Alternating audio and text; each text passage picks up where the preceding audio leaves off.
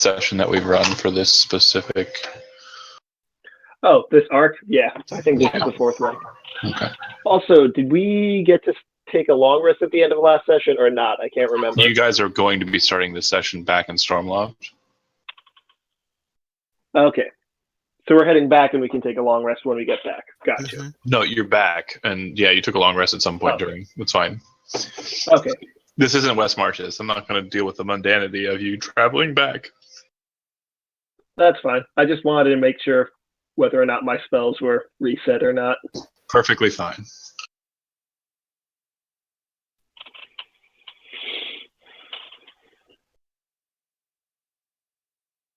Unfortunately, I didn't get the thing to work like I wanted it to.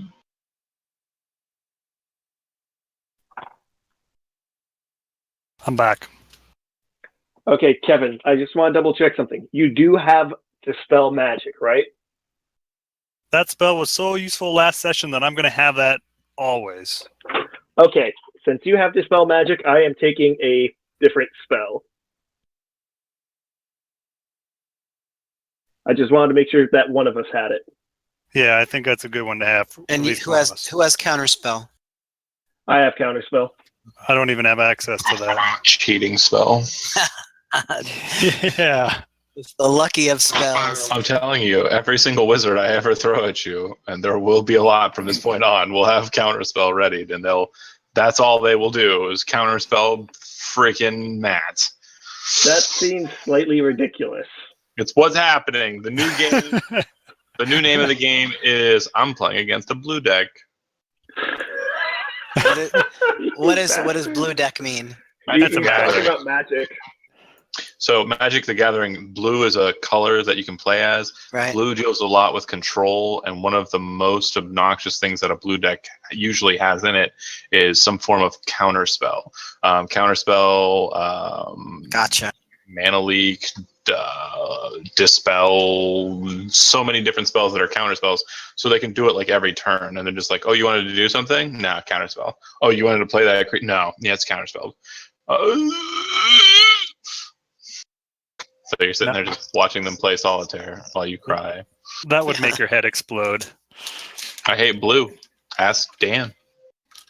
Thank you for your input, Dan. So who is Dan playing? Who do you think Dan's playing? Cardiff. Is this Cardiff? Yeah. Oh, So, Eighth level Cardiff's going to be pretty awesome. let me post a thing on Facebook to make the people sad. Oh, John, also, Zelbor's giving up on learning another language for right now. Don't be a quitter. What is that teaching the little tieflings? I'd like to say it's because he found an easier way to do things. Oh, nice. Does he use what's the name YouTube. of it? Take a look at the spell that I just put in. Uses YouTube. No languages or something? Tongues, yes. Yeah. That's a good one. That's a good one for sure. For an hour, I can speak whatever language I want. Or you could touch somebody else and they could speak any language. For an hour, I can speak whatever language I want. You just Ignore what he said. Okay. Let's begin. So you guys are walking on your way back. You're going to arrive in the city. But before that happens, Dan, you're sitting inside of a house. You were instructed to come to this house because you were asking for a place to study. Before that point, you were found on the road, pretty much left for dead. You remember that you were with some folks that you found in the forest after dealing with some bandits who were in a wagon and kind of heading into the forest. And you were okay with that. And you spent some time traveling with them for a little while. A couple of months, you think? Maybe a year. Time really doesn't pass normally for you. But you remember it like it was yesterday when giants attacked and smashed the wagon, killed the people that you were with, and were chasing you down, but you were, darting away and escaping until you were hit with a rock and pretty much left for dead. Then the next thing you know, a bright yellow light brought you back to your feet, and you were with the group that you were with what seems like just a couple moments ago, or maybe a decade ago? You're not sure. These people are here, but you remember them. Zelbor, Malik, and Hawk. You don't know where the other one is. And you don't even remember what the other one was, or if there even was another one. You're not 100% certain. But you were given these two articles by this group during your very short travel with them back into the city. One such article was a scroll which had a lot of writing on it that made perfect sense to you. And basically, as you understand the writing, it is an outline design of the Arch of Time, and it actually shows you a path to it. And seeing that is maddening you because you understand what that means. It means that you can reach the Arch of Time, but you're not sure how. And the other article that was given to you is a segment of a staff of power. And you know it's a staff of power because it's your staff, but it's broken. And you don't have a staff. Wait, yeah, you do. Wait, no, you don't. You're looking at what you're holding right now, and it's the leg of a table. It looks like it's been kind of hodgepodgely attached to another leg of a table to form a staff, and then kind of segmented attached to that is the portion of the staff of power that you had. It's really a mess. Speaking of messes, you're sitting in the middle of this broken up room where the furniture's pretty much been thrown over or broken. You're not sure by who. Maybe it was you. You kind of remember a ruckus, but you're not 100% certain. And the walls are covered with the writings that you know are accurately the portal path that's outlined on that scroll that would guide you through it if you had a key, if you had a means of entering through it with enough energy and enough magical power, but you don't have it. Well, you think you have it. You look at the staff again and you realize it is just table legs. It's not what you thought it was. You're also... did you leave him the book, Zelbor, or you kept it, right? I have the book with me still. Okay, perfect. So you don't know about a book. I think someone might have asked you about the book, and you're kind of reminded about your childhood when you were learning about chronomancy, but you're still not. Everything's really foggy and fadey and just awkward and off. As you're kind of standing there and dealing with this magic, you start hearing this voice kind of playing in the back of your head. And it sounds like you think, maybe a younger you, maybe an older you. You're not sure. And then you start hearing an owl hooting. And you look up and there's this owl fluttering around in the rafters of this room. And you're just like, what? What is this owl? I don't understand what's happening here. I don't know that owl. I've never met that owl. But then you yell at it. And you realize that you yelled at it by giving it a name, and you yelled, "Gavin! Gavin! Get down!" And then you're like, and you kind of look at your hands, and you realize that as you're looking at your hands are kind of tracing. Like you have probably been some level of high, probably in your life. But you know how like you kind of just start seeing like trailing come from your hands when you get to certain stages of a high or drunk or tired. It appears that this is happening to you, but you're actually realizing what it is. It's you seeing you through time. And it's very puzzling up until the fact that you realize that you're not in the house that you were in. You're in a different house with no furniture. And you're very confused, but you're walking around, but you're not walking around. And you're watching as these other people that you don't know are basically just searching around the house. You hear what sounds like brutal murder come from a floor above you, and you're not sure what it is. And as you exit the place, you know, you and this bird, the only thing that really anchors you from where you were a second ago to where you are now, it's very disconcerting, very just discombobulating. So much to the point that you actually plop down on the ground, just falling just sitting down, and you realize that you're 100% naked.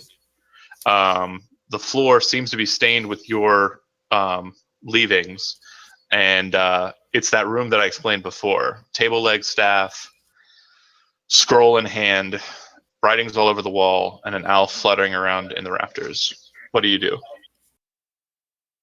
Well, assuming I'm laying in my excrement. Sitting.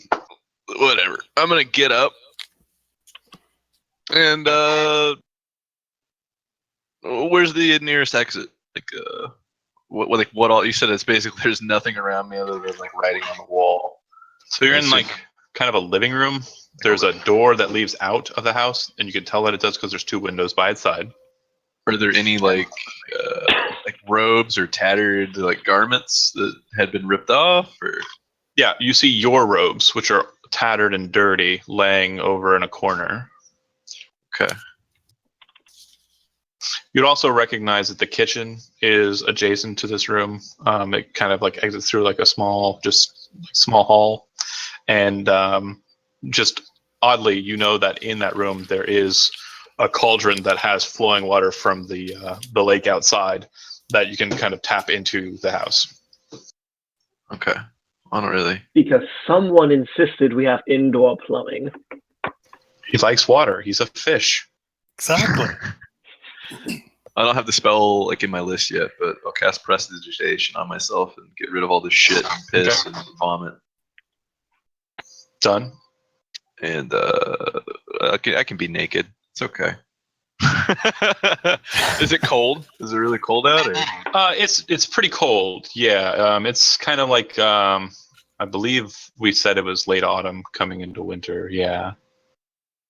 I'm gonna try and figure out if I can do what I think I can do. I'm gonna run a distance, and then I'm going to try and reassimilate myself with my echo. Okay. Do you just run, or are you actually going to use like chronomancy? I'll use chronomancy. So you're using the third level ability, I believe. Yes. Okay. So you snap across the room, and once you get to that position, you see like 30 of you in the room, all like this weird blue color, and they all just kind of stand there for a while. One turns and looks to the other and goes, "Hey, who are you? No!" And then another one grabs the other one by the throat and says, "You can't be me, I'm me!" And starts strangling the other one, until they all just fizzle away.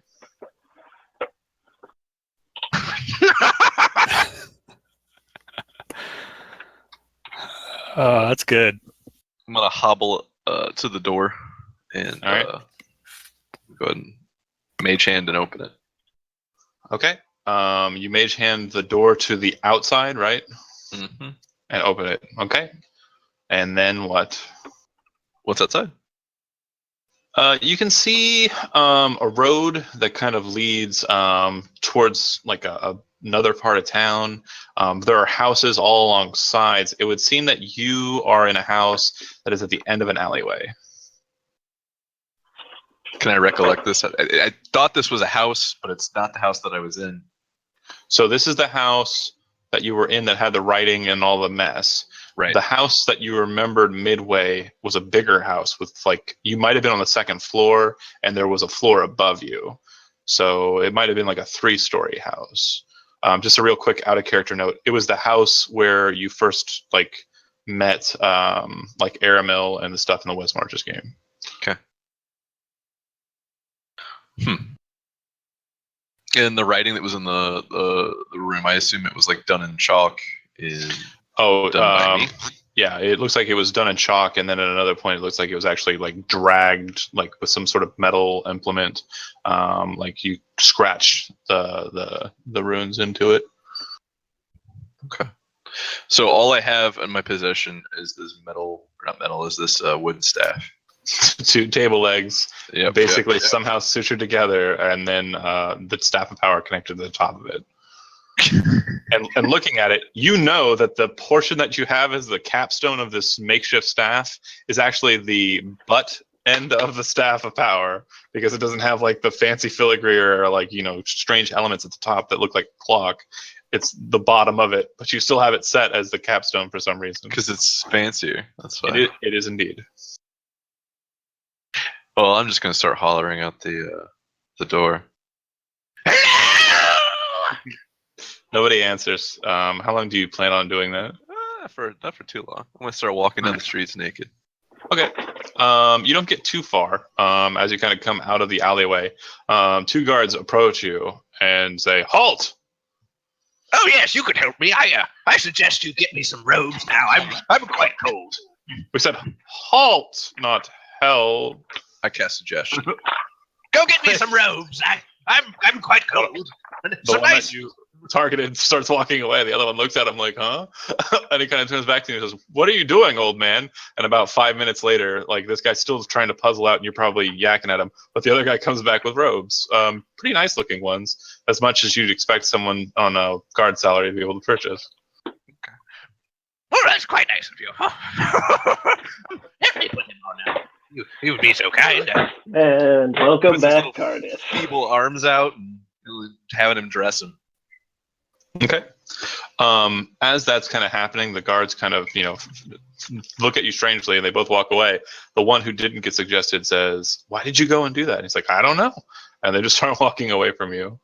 As that's happening, you start feeling this strange pull back into the house. Like something's trying to drag you back to it. And when you turn and look back, you can see just very faint manifestations of you walking to where you are. Okay. So it's tracing to me, correct? Right. So it's like you're seeing shadows of yourself, not like a whole bunch, just like a couple that are basically locked points of you walking to where you're at. So like when you turn and look back, you're literally seeing, like, if we hit rewind on your life and then hit play, and then at that point where we're around, you're seeing yourself walking towards you. Okay, I'm gonna try and trace my hand through that ripple of me. All right. The second you touch it, it fades away. It just. Okay. And the same, if you continue on to the next one, it's like popping bubbles. No, it's fun. But you definitely see that there's like a manifestation of you that's still in the house. And for some reason, this one feels stronger than the ones that you've been dealing with. The one when you snapped, the one when you walked outside, even when you were moving your hand, this one seems stronger. I'm gonna go to it. All right. When you enter into the room, you can see that it kind of like is walking around, puzzled, and then it kind of stops in the center of the room and kind of starts looking at a specific point and just holds its position there. It appears to be it appears to be a spectral form, like a temporal form, but it seems to be making gestures as if it was a living and breathing entity. It is breathing. It is looking. Hey, you! I mean, me! Hey, It doesn't notice me, correct? Doesn't seem to acknowledge you. Right. But after a fashion, you see him kind of like, start pulling on his beard, and he starts moving his mouth as if he was talking. And you kind of understand what he's saying because you're thinking like him. And he says, I wonder. But you're hearing your voice in your head as you're reading his lips. I wonder what this means. Okay. I guess I will. What point is he like focusing on? Is it something where I could focus energy into the staff, perhaps? He's standing in the center of the room, in a very set position in the runes, which you would know is like the position of power in this marking. Question: Is he wearing the new robes that I now have? Good question. Yes, he is.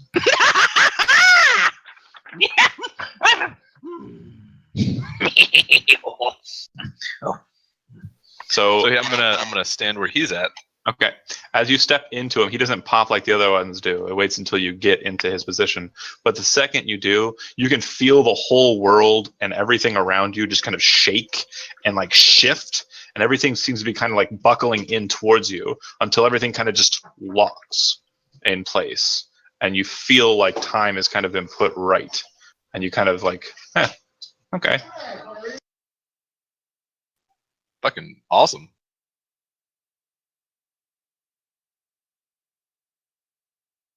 One second. Yeah, you're fine.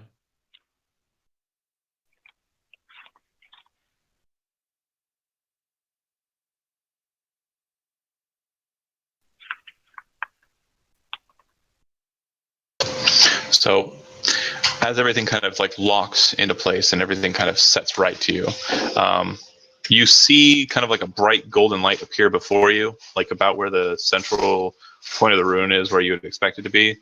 And that kind of quickly snaps and flashes, and a girl falls out of the yellow light, kind of hitting the ground in front of you. It looks like she's quite wounded. And this sight of this girl laying on the ground, like hitting the ground like she does, immediately snaps you to a different place in time in your head. Not really, but it just kind of reminds you of a memory. And you remember being in a cave with a group of ne'er-do-wells, a bunch of just real, not exactly the best people, if you remember correctly. And this girl was being assaulted by hobgoblins to a point where she was brutally knocked down. And you felt that you were being assaulted in the same way. And you remember yelling out to this elf, this shady looking elf, "Save her instead of me! Save her instead of me!" as you were being brutally beaten.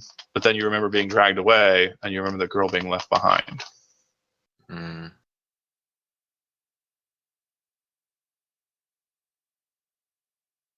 It doesn't look like a spectral thing, by the way. It's not a temporal form. It's a real, Right. quote unquote, living girl. Well, can I touch the girl? Is she? I mean, I guess if you want, weirdo. No, I mean like. Yeah, I can deduce that she is tangibly there. she is physically and really there. Okay. What's my surroundings? You would notice that she is breathing, but she does appear to be getting worse. Okay. Can She just failed a death saving throw.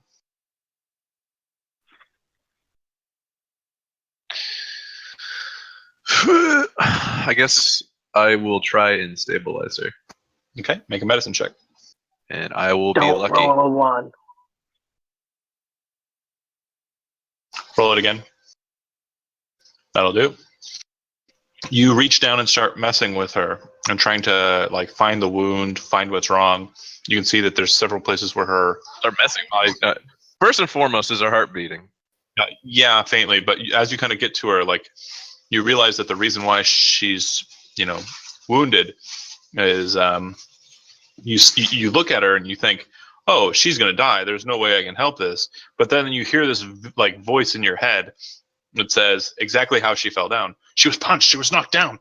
Her ribs. You have to lighten the load on her chest. You have to roll her on her side. You have to help her this way. And you don't know who this voice is, but you're pretty sure it's your voice. And you go, and then you do the right things and bandage her up. And she seems to be breathing at a more readily normal pace. Looks like she's going to need to rest for some time to get back up, though. Okay. I'll she's not conscious at all, correct? Nah. Okay. Yeah. I will sit there next to her and guard her the entire time. Perfect. Conscious. That's what I will be doing. So about 8 hours later, so all through the night, she just kind of lays there. She is, good. It just seems that she's quite wounded, and you stay with her. If she looks like she's a little parched, pour some water on her lips, and take care of her like a good old man. Mm-hmm. In the morning, probably a little bit into the morning, you gentlemen are arriving into the city, and you are arriving in the northern portion of the city. You would have taken Tegan's body, if I remember correctly, right? I believe so, yes. Yes, I think we did. Okay. And you would arrive at Tegan's camp on the north side of town, and you would find Sander there, and it looks like he has a pine box. Nice enough pine box. Actually, he has two. One appears to have its lid closed. The other one seems to be open. He kind of looks around, just having gotten up and eaten some food. Eaten some food? Whichever. Ate? That's the one. And he looks over to you as you guys enter the camp, and he says, "Did you find her?"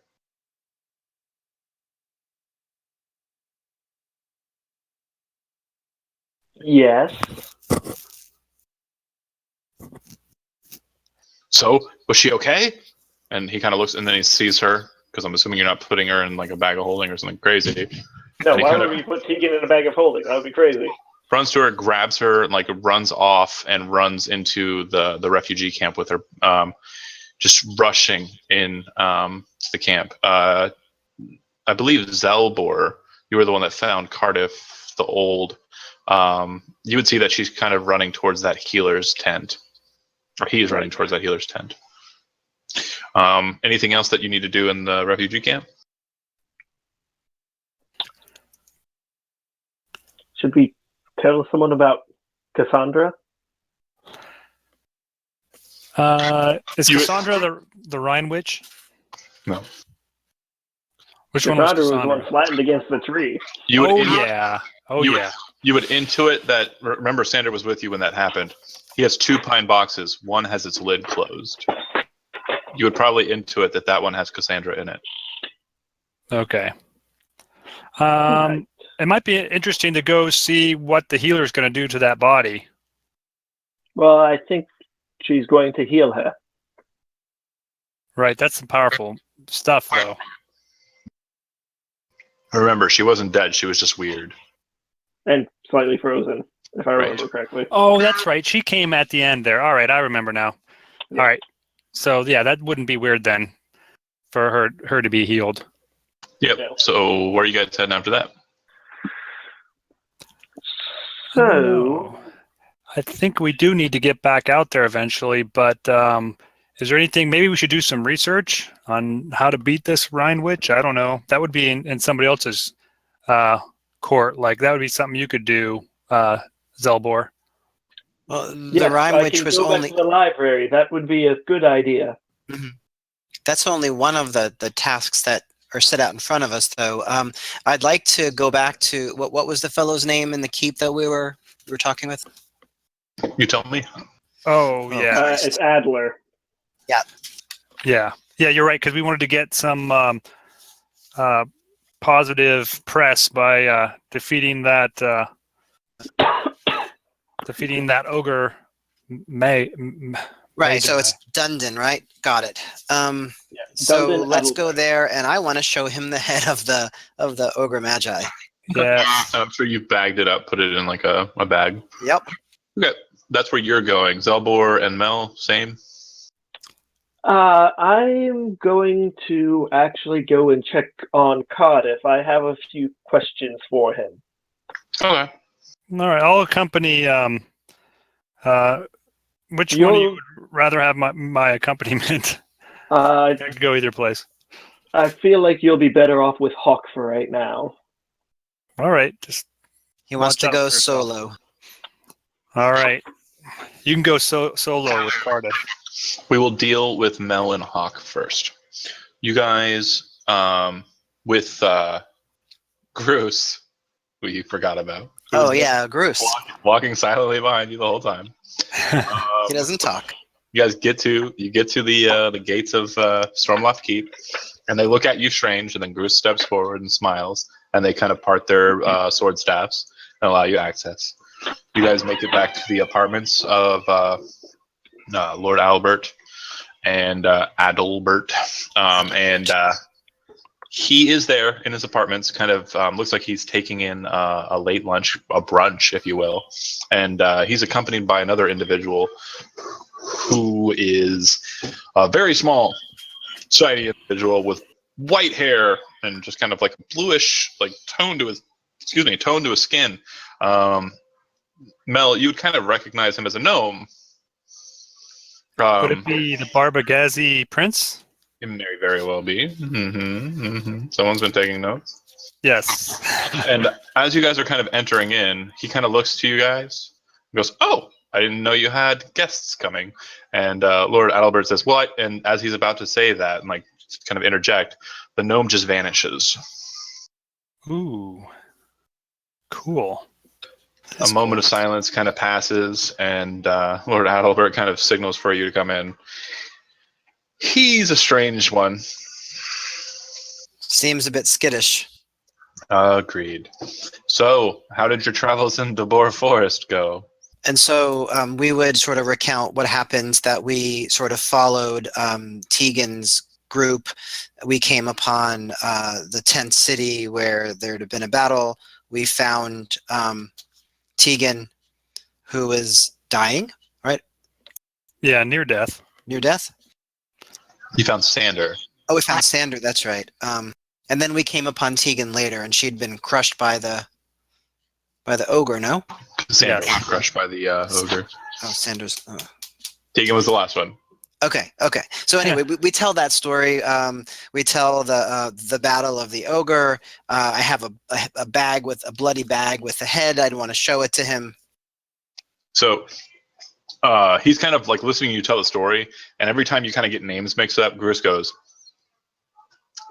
"You mean Cassandra?" Right. That's right, Grus. Thank you. But Adalbert seems like strangely confused at first. He's like, "Who's dead? Tegan died 3 times." Kind of situation, and after it's been relayed to him, he kind of nods. Tegan was foolish to go by herself. She should have tried to vie for help from Stormloft Council of Lords. It is good that you have felled Renka and defeated him. This will definitely bring some glory to you, but I do have some distressing news. Before he tells the news, we'd want to continue that there's a bigger problem in the mountains, and that would be the Rhine Witch. Oh my, truly? I thought she was just a myth. You say she's real? It seems so. Well, that's definitely a troubling matter indeed, and I will do what I can to see if we can't have some of our eagles head that way to scout out what you say is present. But that said, the troubling news I bring to you on our front is that, well, you said that Dante Blackhand was dead, did you not? Yes. Yes. Well, it would seem that this thief and master burglar has stolen his way out of death. He has made a resurgence in the town as you left. It would seem that the Fellhoods have very specific goals in mind and are keeping a lot of their power in the Northrond district. And you're sure it's Dante? Oh, assuredly. I have eyes who have seen him, and they verify that it is indeed him. That's very curious. I'm wondering if it could be somebody else who is posing as him using magic. Perhaps, but unfortunately, I have really no means of detecting that. I was actually before you came asking the Prince Barbagezi if he had any means of divining that for us, and unfortunately, it seems that that is not his forte. He is not very skilled in the arts of divining. I don't know much of the ways of magic, but he was giving me a small tutorial. Interesting. I would suggest finding a mage who would be able to perhaps enlighten you more. Well, we might know somebody who could do that, but it's kind of hit and miss. You just never know. Speaking of which, cut the scene, move to Zelbor. You kind of start making your way towards the house. It looks like it was in the state that you left it in. And Cardiff, you're kind of, what have you done during those 8 hours? Because again, there was a lot of downtime there. You could have done a lot of things. So I just want to make sure, like, if you were cleaning the house or not, if you were renting food for the morning. I would have set an alarm just kind of on the entryway just to make sure she was safe. Because number one, I don't know how the fuck she got there. So the entryway is alarmed. I would have cleaned up my feces, my piss, and my vomit. Because you just don't leave that shit around.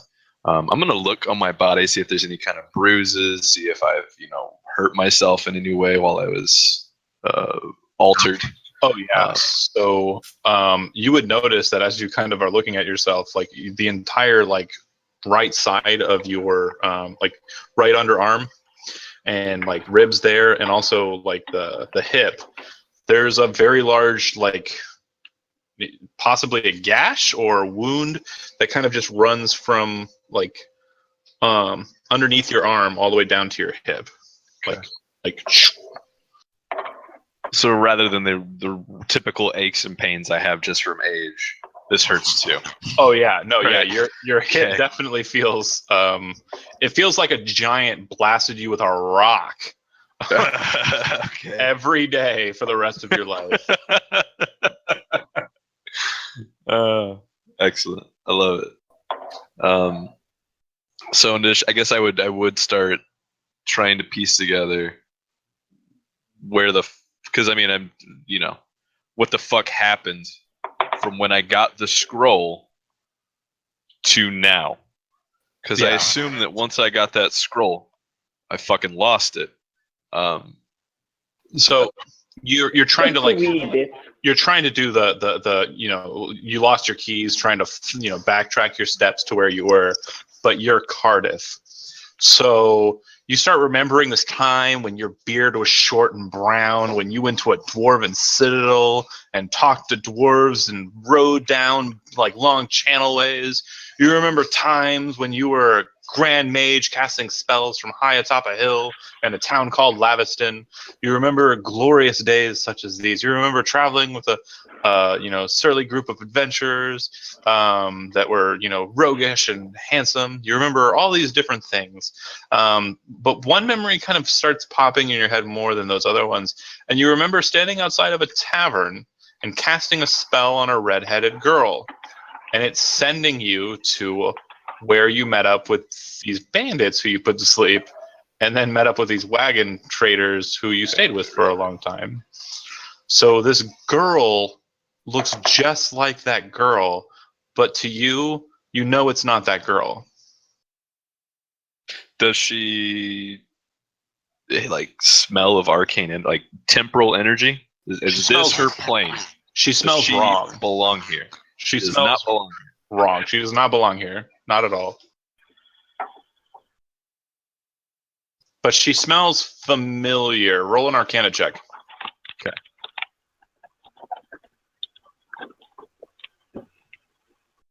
So when you chronomancy, there's a certain level of like ozone that kind of fills your nose, like just kind of like a faint taste of like you trekking through the temporal or drawing the temporal to do as you please. She smells a lot like your kind of magic. Is it possible I pulled her through, or did she pull herself through? Good questions, all. You remember, yelling at a surly elf and telling him, "Save her, not me." So it's possible that I willed it. It's possible that you saved her. Hey, yeah, awesome. I'm gonna go see if I can get her some blankets, pillows, etc. And I would just see what the fuck I can scavenge in this house.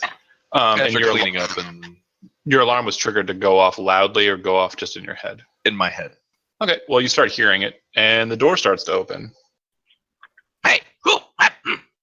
And the door opens. Cardiff? Yep, exactly. He like crouches down, like almost like a ninja with his staff pointed. Oh, Zerbo! Hey, Cardiff. I'm glad to see you're dressed. Oh, yes. Me too. There's a 16-year-old girl who you actually recognize. You remember Lena, right? Who traveled with the Silverfangs? Yeah. It's her. That's who she is. What's Lena doing here? Well, you see, what I have surmised from this,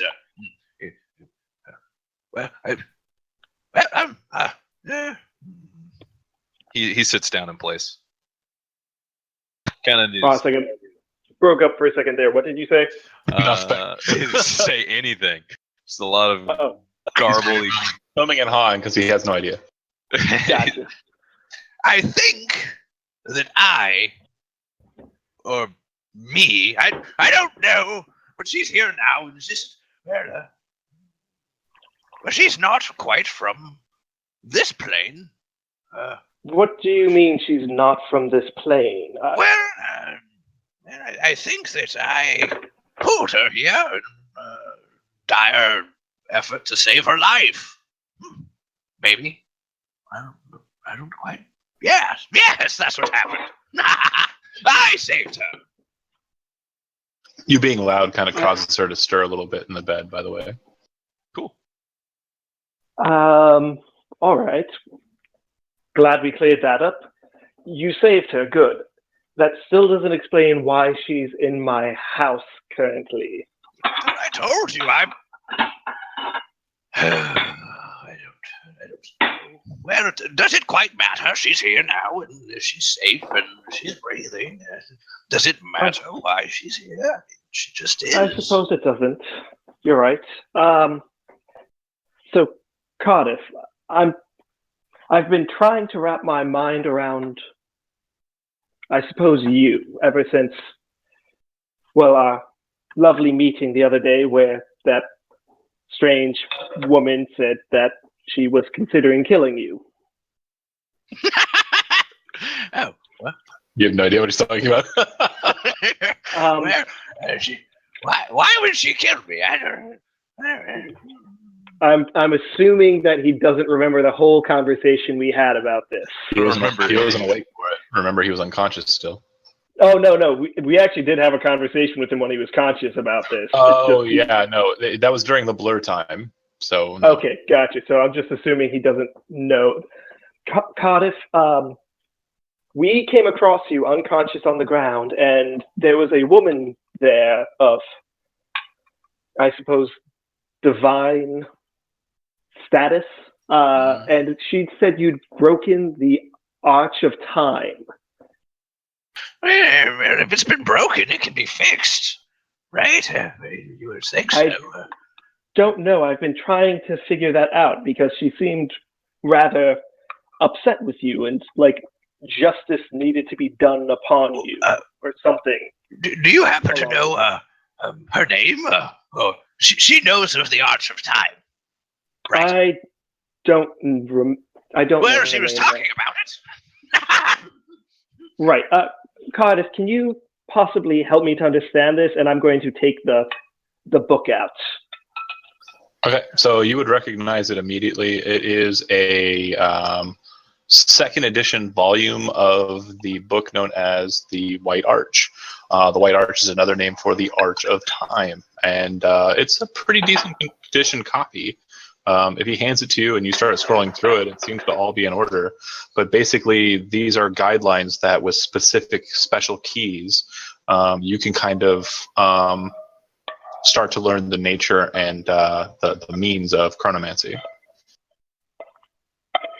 Well, if you read this novel or book, study of sorts, it would explain to you the Arch of Time. Can you? Are you interested in? Do I know all of this? This is shit that is a pretty early. It's not like Babytown Frolics, like starting. That was the other books that he would scroll through to get to this book. It's pretty much the deeper knowledge of like your archetype. It's like as you kind of get into the being able to bamf across the room and all of this stuff and kind of distort magic in a way that allows you to kind of like. But it's not like temporal duplicate. No, it's not that deep. No. Whatever your 10th level feature is, like it might have that, but the temporal duplicate, no. So it's fairly powerful. It's an important tome. Sure. Is there an author anywhere in it? Anyone that had written it? So there is no author. From what you understand of the editions, it's basically a compilatory text.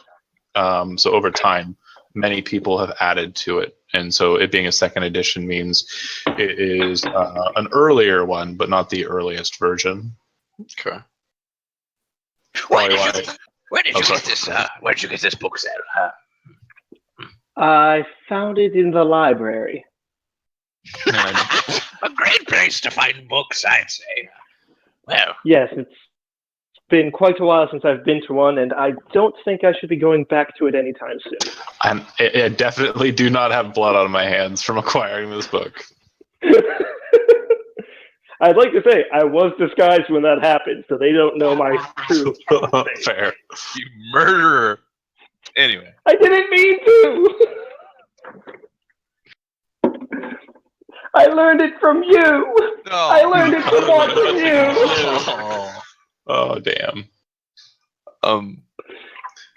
Well, if you what language is it written in? Common? So that's a fun fact there. It is literally just a series of weird drawings and markings and words in a number of different languages that, again, if you have like a key to reading it, you can understand it. Oh, I can. Well, then, if you would like, I could maybe find a key or write you a cipher if you would be interested in understanding chronomancy. Yes, I think that would be useful if you could provide that. Oh, I'll get to work on it sometime in the future, maybe. I'll get it done. Just not quite. How long would it take to fashion some sort of? Sure. So if you guys are going to sit there and kind of just basically play wizard, that's fine. It won't take too terribly long. You'll be able to kind of understand the book enough and kind of get an idea of it. But it'll take you probably a better portion of the morning. Okay, so not too terribly long. So I can do that a little bit later today. Well, oh, you're not going to do that right now? No, not right now. I want Zell to. There, will you take a look at this girl here and maybe see if she's safe or stable? She's breathing. I don't know what it costed her. If you could be of help, please. Sure, I can probably help. Wait a second. He's gonna start looking around to see if there's any runes, any kind of magical evidences that might send them teleported. No, across the there's, world. there's the faint lingering aura of chronomancy about her. But That's about it, though. Yeah. Okay. I'm just going to go over and just sort of sit on the bed. Okay. Just look around for a second to make sure that there's nothing around. And then I'm just going to say, don't worry, you're safe. Everything will be fine. She doesn't seem to react. What are you doing? Just healing words to her. Oh, okay. She doesn't seem to really hear you, but you can see that she's kind of like, just kind of, resting a bit easier at that. And then she kind of starts, and as she does, she kind of spins up in the bed, looks at you in your eyes with wide, green eyes, and then just throws her fist straight at your face. She'll have advantage for the attack. So she hits, and she clocks you for 9 damage. What was that for? Again, for dramatic effect, she's kind of crouched like Spider-Man style on the bed, throwing her fist out into your face. And we're just going to assume that 9 damage is like what? That's probably about like a third? How many hit points do you have? You got a lot, don't you? 50? Yeah, Something like I'm that? down to like 53 because Okay, my so- health is 62 right now. So It definitely I'm fine. staggers you, but it doesn't like throw you aside or anything. And she kind of like looks at you as she does like punch you. Her fist holds on your chin for a while as you're like, like getting punched aside. But then her fist kind of flies off your face and you don't go spiraling away. And she looks at you confused and she raises both of her arms up in a defensive posture. okay, rule number 1: don't punch Who the the hell are face. you? Who the hell are you? What the hell? I'm Zelbor. This is Cardiff. It's fine. We're She not looks here to over- hurt you. She looks over at the two of you. I don't know who the hell either of you are. I'm Cardiff. And I'm Zelbor. We just explained this to you. We're not here to hurt you. And her hands kind of start like turning a flame. Like her hands start kind of burning. I don't know who either of you are. Yeah. I suggest you relax and just calm down. DC 17. She kind of looks at you, and she does start to calm down. Her hands kind of go away from the flames, and Cardiff, she's do you looking really think that's the best way to deal with this right now? Well, you want to get hit again, Zell? she's looking at you like calm, and she's like, "You're older. You're not as dirty as you were."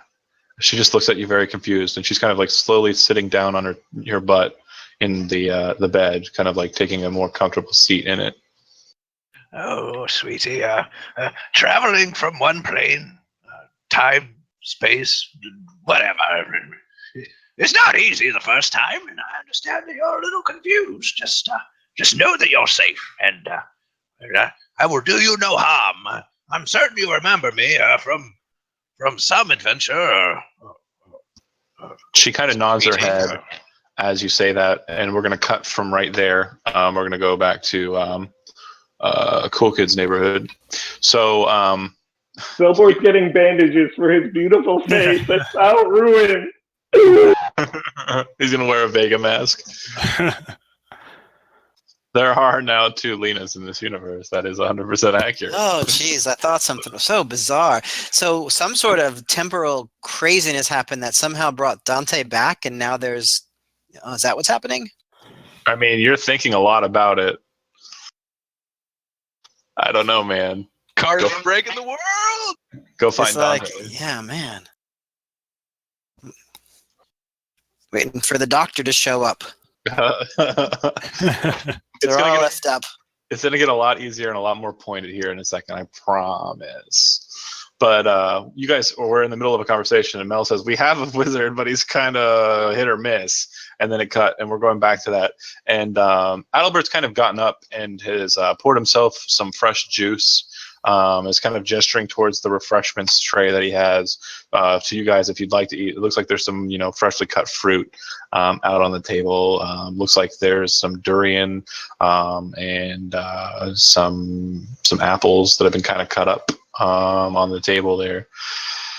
And he drinks some of this, orange-colored juice and looks at you guys, saying, "What's going to have to do if you think that might be the case?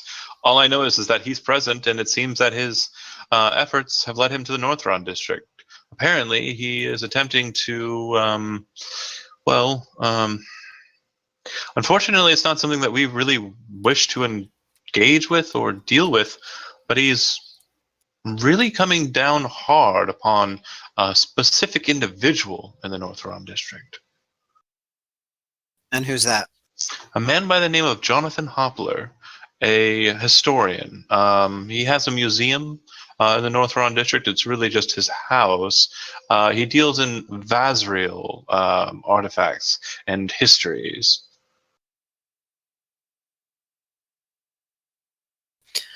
I guess we should check that out. That sounds reasonable. Very good. And again, you are more than welcome to stay here if you wish. I do know that I believe you, and he gestures to Mel, and a friend of yours, the red one, have a house in the Northron district. And out of character, you did not tell him that was the case. He just seems to know that. His sources told him. Perhaps. Can you tell us more about Jonathan Hopler? Oh, certainly. So he, again, is a bit of a peculiarity in the city. He had a house here, not really a noble, more of a vassal house to one of the noble houses. And about 10 years ago, an adventuring company known as the Silver Fangs took him on an expedition into the Deborah Woods to an old Vazriel tomb, I believe it was said. And they found this hidden away tomb of a dead Vazriel god or something.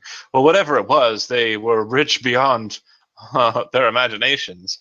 And one of the adventurers came to be Lord Haverhill of the town now known as Haverhill. He bought it right out from the Lord Laverstein. And that's what he was able to do with his wealth. I believe the others, the Silver Fangs kind of split in two, if I remember the stories right. One was a girl and a noble lady herself, young, but not really interested in settling down. Lord Haverhill was a star-crossed, unrequited love, a lover of hers, and it didn't seem to be. And so, kind of a sad story there, I guess. But Jonathan Hopler used most of the things that he found there, and made a museum for himself, and has studied Vazriel culture ever since. Not many people are interested in that, but some people do come to the city to see his museum and donate to him as well. Do you think the Fellhoods might suspect that Hopler has access to more wealth, either himself or where they travel to? And that's why they might be going for that? Well, the Fellhoods have been operating in the city for some time. If that was their belief, then I don't know why it would be a new one. Something new must have changed to make them think that's the case. Okay, Mel, I know you wanted to say something earlier. Yep, but now I forgot what I was going to say. Oh, I'm so sorry. That's what happens when you cut off somebody with low IQ. I'm so sorry. I'm just playing to my character now. So, But you also forgot. yeah, kinda. That's But smart. that's okay. You're our talking man, sometimes Sometimes. when Zell's not here. So, all right. Yeah, I think you asked a lot of good questions. Those are the type of questions I would have asked. Let's ask him if he has any suggestions of how to approach it, because he sounds like he has a lot of information. Go for it. All right, so it's Duke Aldebert. Do you have any suggestions on how we should go about this tricky situation of dealing with this issue? Because I know you seem to have a lot of information.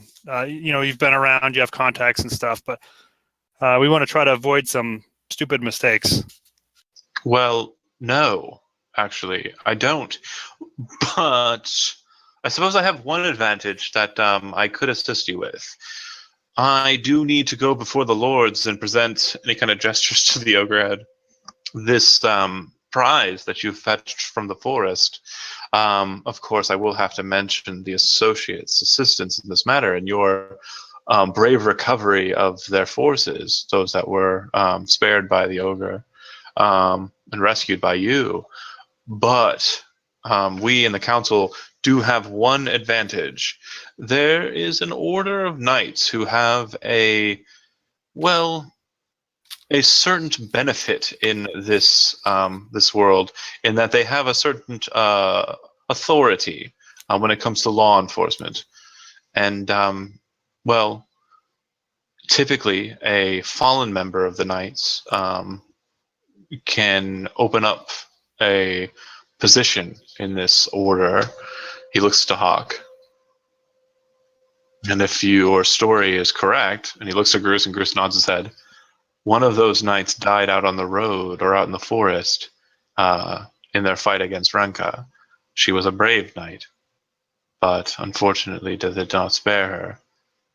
That said, it is with my power and authority I can appoint you as a knight of the Order of the Bloody Rose. Would Hawk know out of character what History. what that is? Yeah.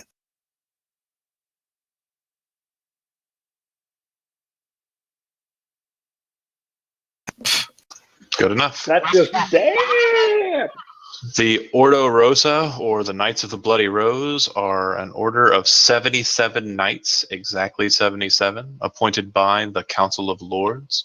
They are an authority power in the kingdom of Eversoul, the kingdom of Stormloft, and they answer in matters of authority only to nobility.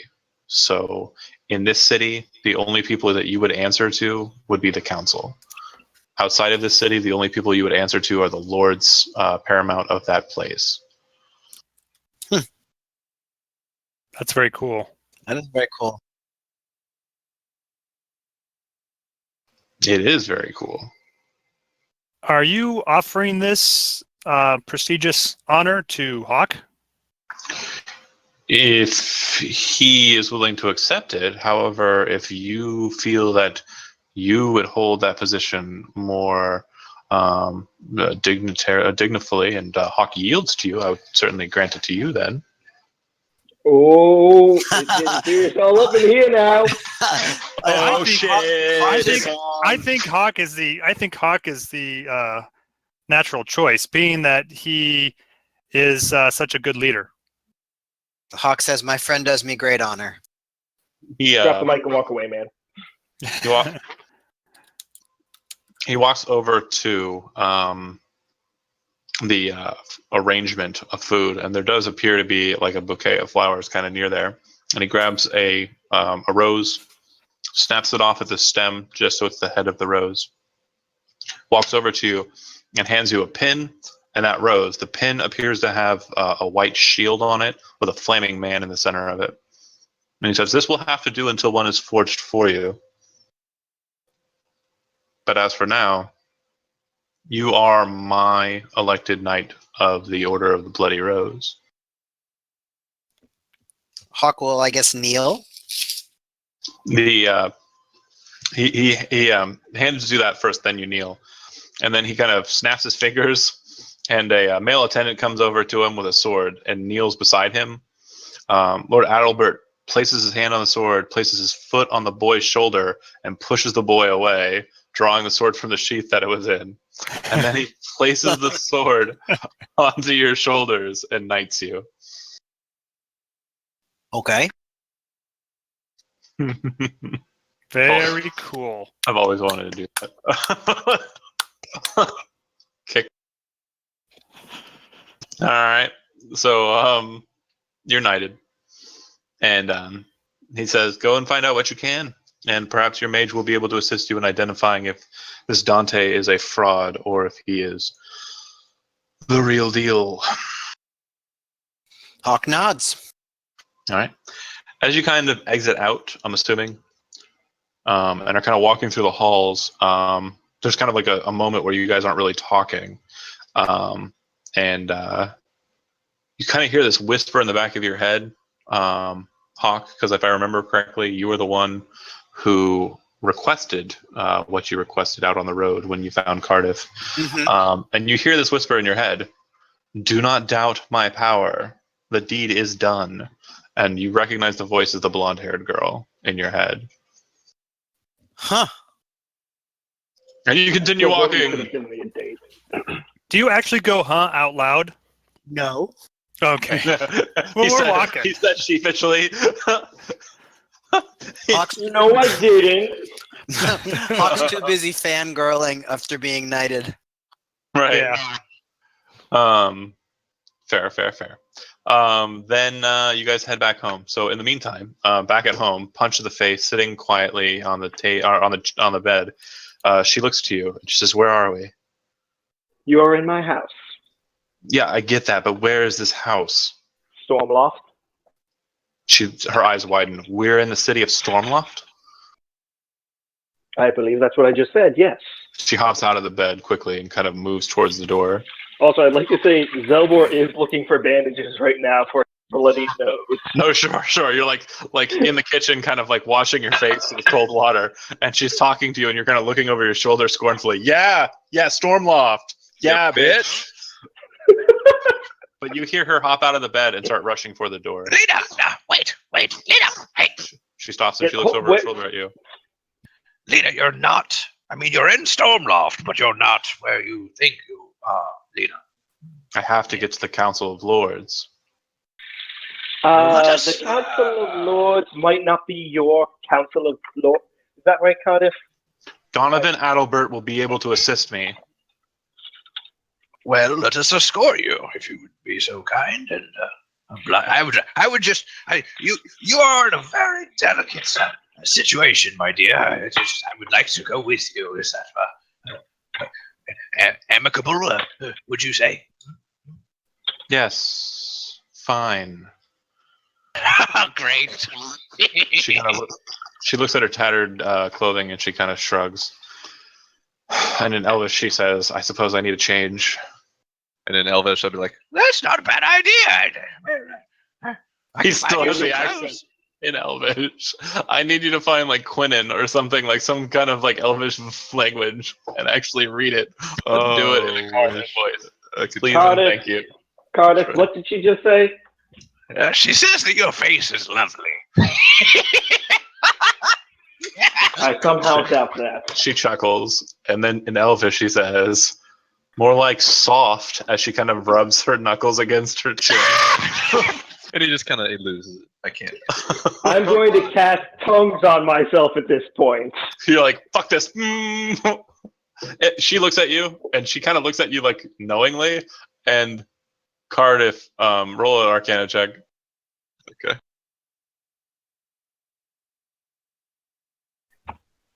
It's really slow right now. Give me a second. It's still Sure. loading.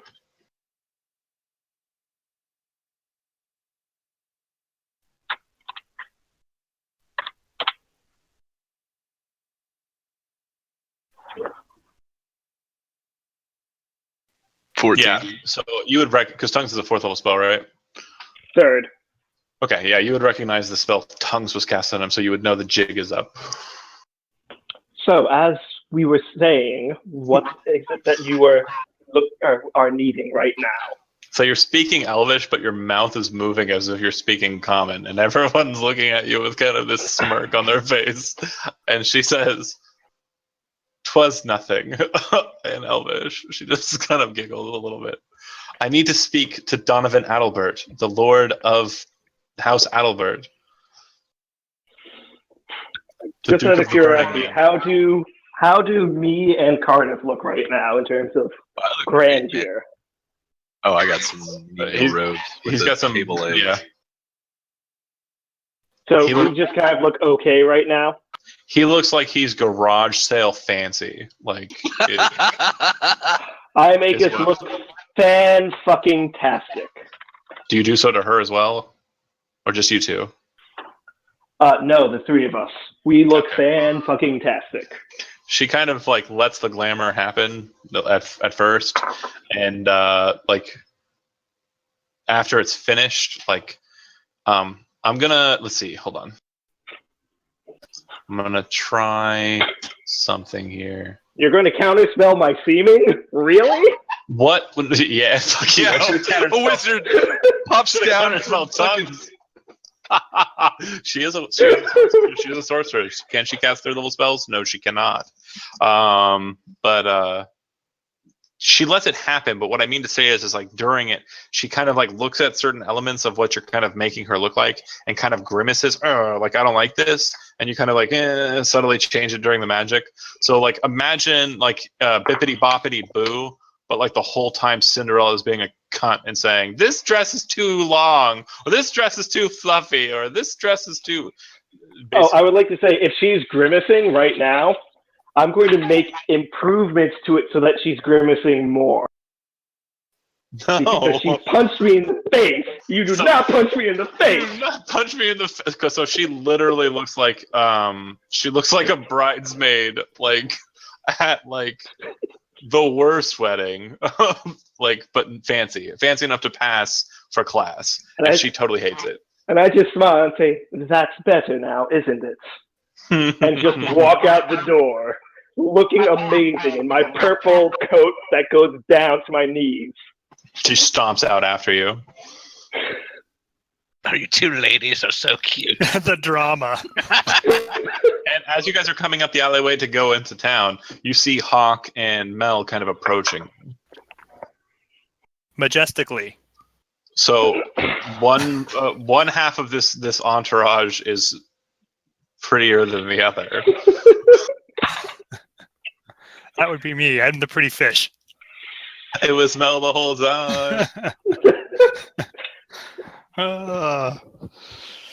Oh, I thought you were still be over there. We were just going over to talk to Adalbert. What happened to your face? Don't ask. Okay. What's going on? Dear friend Lena here wants to talk to Adalbert, and we're trying to... well, yes, that's pretty much the extent of it. You recognize her, Mel. So do you, Hawk. Right. So Hawk would greet her. Well met, Lena. Nice to see you again. Well met. Wait, so Lena no recognizes response to that last Hawk? part? She says, well met. Like, stand up.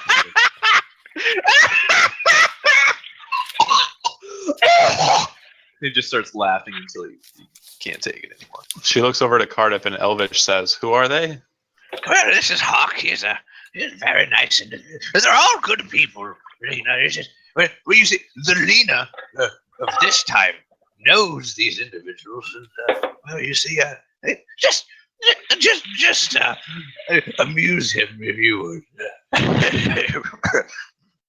Yes, let's just go on with this.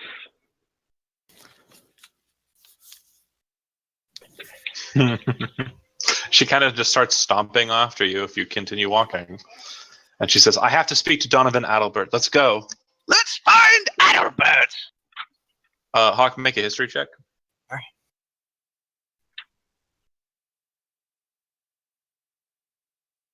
When she says what she says, do you recognize anything askew? Does Hawk recognize anything askew? Adalbert's dead. Do you recognize anything askew? She says, I need to speak to Donovan Adalbert now. Let's go. Oh, instead of Dundon. Oh, yeah, that's right. Donovan was before Dundon, right? You don't know, you've never heard of a Donovan Adalbert. Dundon Adalbert is the current lord of House Adalbert. And so that's what Hawk would say. Dundon Adalbert is the current lord of House Adalbert. No, it's Donovan. She looks at you. And she speaks in Elvish over to Cardiff. They knew my name when we first approached. How would they know me? I've never met these men in my life, and they keep saying something strange to me. Well, they know Lena. They just don't know their Lena. They know. Oh my God, this would be easier. Just have a seat real quick. Just sit down. Just sit. She sits, cross-legged on the ground. Not that other thing I sometimes say when I say that happens. Yeah. You're doing awesome. Are we It's really PC. going to just, Cardiff? Are we going to really just sit in the middle of the street? Yes. Can we at least get Yes, to I'm the gonna side? cast this ritual. He reaches into his robes, pulls out some eggshells that he has from when he made breakfast this morning, and he kind of like puts them together. It looks like it was from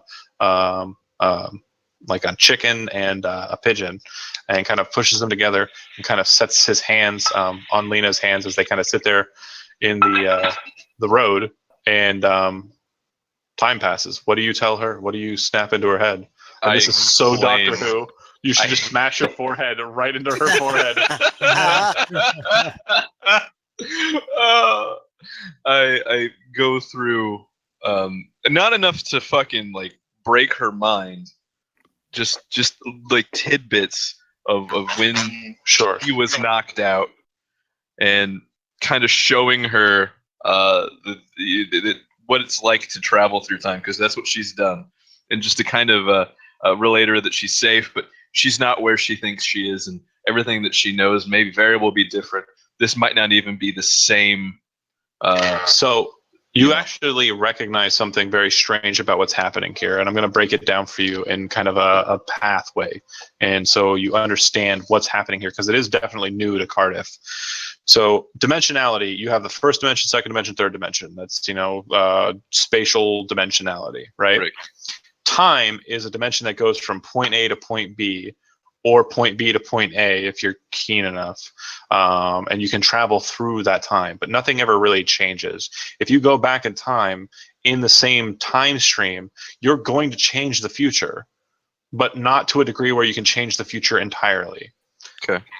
What you're realizing now as you're telling her what you're telling her is that you're not on the same time stream. At least you don't think you're in the same time No, stream. this is a whole different time stream than hers. No. That you're supposed to be in. I'm in the wrong time stream. And you're pretty certain that what you've done with her, what's happened with her, has happened because of what you have done to yourself. And you don't even know what that means, but you kind of have more of an inkling as to what that means. So forward and backward through time, fine. But the second a choice is made, it creates new timeline options. It creates new forks in the path. It creates a fifth dimension, an alternate reality where things are different.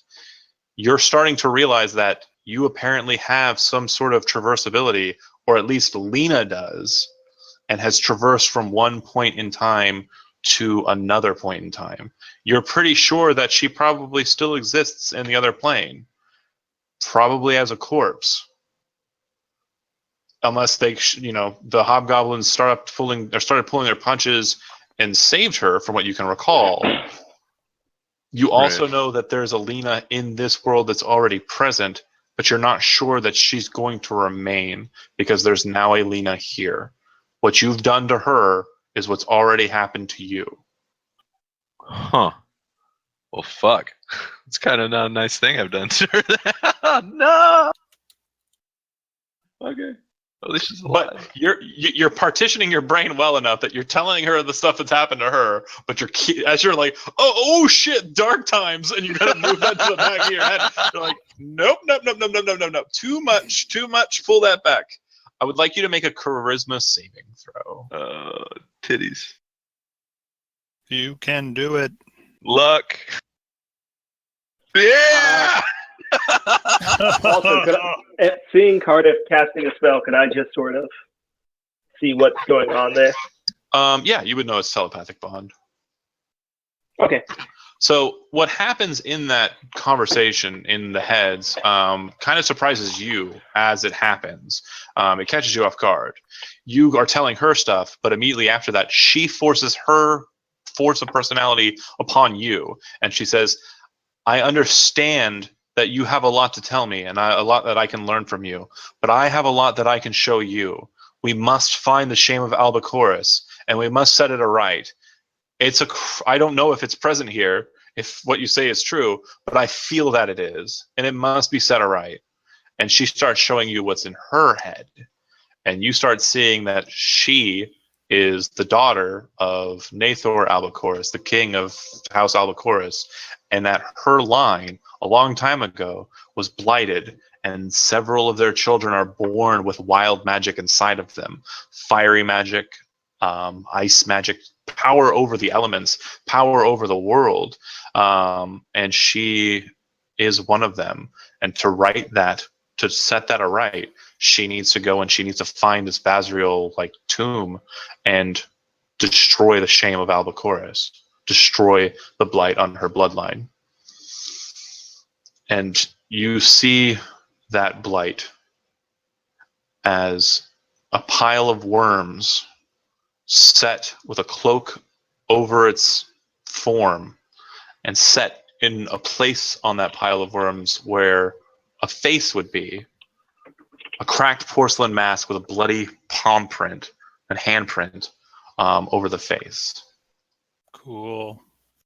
Yeah, is gosh. that thing right there? Are you kidding me? Is that it right there? Not joking. Yeah. Very cool. So, this Shane. Shame. Shame, SHAM, is in... Ring a bell Okay. after it. Okay. Shame! Ding, ding, ding. Yeah. Yeah. Shame! Ding, ding. Yeah, that's what I'm talking about. That was Cardiff a little while ago, walking through the city. Naked. Like a thug. All wrinkly and gross. It was a shame. She I would kinda convey to her, this must be done. Let's do it. She kind of stands up and she looks to you, and then she looks away from you as she kind of stands and turns and faces Hawk, and she looks at his new pin, and then looks over at Malik and looks over at Zelbor, and she says, you say you know me, but I do not know you. But I do sense that you are not cowards. And she kind of looks at Zelbor when she says that. You say that Donovan Adalbert does not live? I've just never heard of him. We know Dundon. I do not know Dundon. I do not know anything of this place. But I do know that I have something I must do. And she kind of stands there just strong and steady. Well, at least you're well dressed for whatever you need to accomplish. She kind of looks down and she goes, oh, since we're not going, can you just get rid of it? I could, but quite honestly, I think you look fetching. She crosses her arms and she's like, is this punishment for me socking you in the jaw? A little bit. Well, We then all live have it our up. means of revenge. She says, fine, then we'll live it up. That's all I'm asking. That's all I need, baby. Please, All right. baby, please. Let me just dress you up like a crazy, weird-looking I'm pony. old Greg. I'm old Greg. Oh my god. So, oh, that brings back memories of this election season. There was a person running for governor in our state whose last name was Greg. It's like John Gregg. I kept on saying, you missed an opportunity here. You could have had great commercials. You'd be like, vote for me. I'm John Gregg. I didn't do This it. is a picture of Bailey's. Yeah, John Gregg. Didn't happen. Didn't happen. Could have won. But anywho, she says to you, she kind of like looks down at Cardiff, and then looks to you guys and says, I ask you just for a place to stay and some time to collect myself. I need to find a Vazriel ruin, a very old and ancient one. The key to what I seek is said to be there. Hawk says, we have quarters in Lord Adalbert's keep. You can stay there if you like. I don't know this Adalbert, and I'm afraid if what he's shown me is correct, I might come to that place and already be there. Well, if you want, you can always stay at my place. That's more in line with what I was thinking, but then she kind of looks at you, like suspiciously. Oh, don't worry. After this, we're even. Fair enough. And she kind of shrugs and says to Cardiff, I thank you, old man. If I remember correctly, I really enjoyed traveling with you, and I suppose I will continue to do so. And she smiles and helps you up off the ground. Well, he just smiles and telepathically says, we'll have to, well, I'm not going to do the Cardiff voice. We'll have to deal with this shame on your family. She nods. And she said something very specific. Does anybody want to interject anything there? You mean What, like with the whole worms thing? Vazriel tombs? Oh, she didn't say anything about that. She showed that to Cardiff, and it's Right. All right. So the Vazriel ruins. yeah. She said that. she mentioned that Lena might be at Adalbert's, Yeah. and she didn't want to be there at the same time. Is that what you're hinting at? But that was one thing. But the other thing was, she had mentioned she's looking for a Vazriel tomb. Right. Just so happens that connects with what we're thinking about, and so I guess at that point, Malik and Hawk would tell Zell and Cardiff about what he learned from the Duke. Well, should we do that here, or do you want to go to a nice restaurant while we're all dolled up? Nice So it could be restaurant. however you like. Yeah, we can walk and talk or eat and talk. I don't know. It might be better. It might be better to discuss. Sounds like I'm hungry. Let's go to the frickin'. Let's go to the tavern I go to. Yeah. Let's go. I want to find someplace actually decently nice. Oh, okay. Yeah, sure. You can find a nice restaurant. Not really in the North Run district, kind of closer to the Shining district. But yeah. We have to Sounds fair. celebrate Hawk, I'll pay. right? Oh, sure. Oh, wait a minute. Did Zelbor find out about that? Because if not, I'm definitely gonna bring that up and say, Zelbor, guess what? Hawk became a Knight of the Bloody Rose. He was it was bestowed upon him by Dundon Adalbert, Duke Dundon Adalbert. So we should celebrate. Sure, we can get a nice bottle of wine. She kind of looks to you and she says, I thought I recognized that marking, but that's very strange. That's the same, but you say that his name's Dundon? She kind of shrugs. Yeah, let's go somewhere nice to eat. I need wine. Of course. All right, Zell's paying. Also, I'm going to extend my arm to her and see if she takes it or not. Oh God, I knew it. I knew it. Oh no! This is all part of my revenge. She looks at you for a second and she says, will it shorten the duration of this spell? It might help, yes. She takes your arm. At that moment, images of flowers and hearts just kind of bloom around. That also will help. Thank you, Cardiff. She snaps her head back at Cardiff and she says, and she kind of looks forward. But you do notice the two of you that she does kind of like have like a grumpy face, but when she turns and you guys start to walking and she thinks no one's looking at her, she smiles. Oh my gosh, I'm so tempted to use Mage Hand right now, but I'm going to resist. Oh my god, don't do that. She's 16. Jeez. Okay, did not realize that she was 16. She's 16, man. What? I didn't realize. This is like Snow White from the Disney movies. There's Fair no enough. way I get- you I know get- that she's 13. I guess you're right. That's fine. But you guys head to a nice enough tavern, or not tavern, but a restaurant actually, kind of on the northern side of the Shining Way. And when you get there, it's not terribly packed. There aren't very many people inside, and a garçon, leads you to a table, sets you up with some finery, some cutlery. Looks like it's all made of silver. And then he brings out, vellum pages that seem to have a number of different articles to choose from listed upon them. Food ranging from like something called rice pilaf, probably some fancier foods. Sure, fancy food. Top 10 fancy foods. Types it in Google. All right, sweet. So what's good here, Zelbor? Oh, I have no idea. I've never been here before. Okay. Black garlic, pickled dwarf peaches, cottage cheese. Is there a duck? There's duck. Let's eat some duck. Yeah, duck seems fancy. Sure, let's go for some duck. Yeah.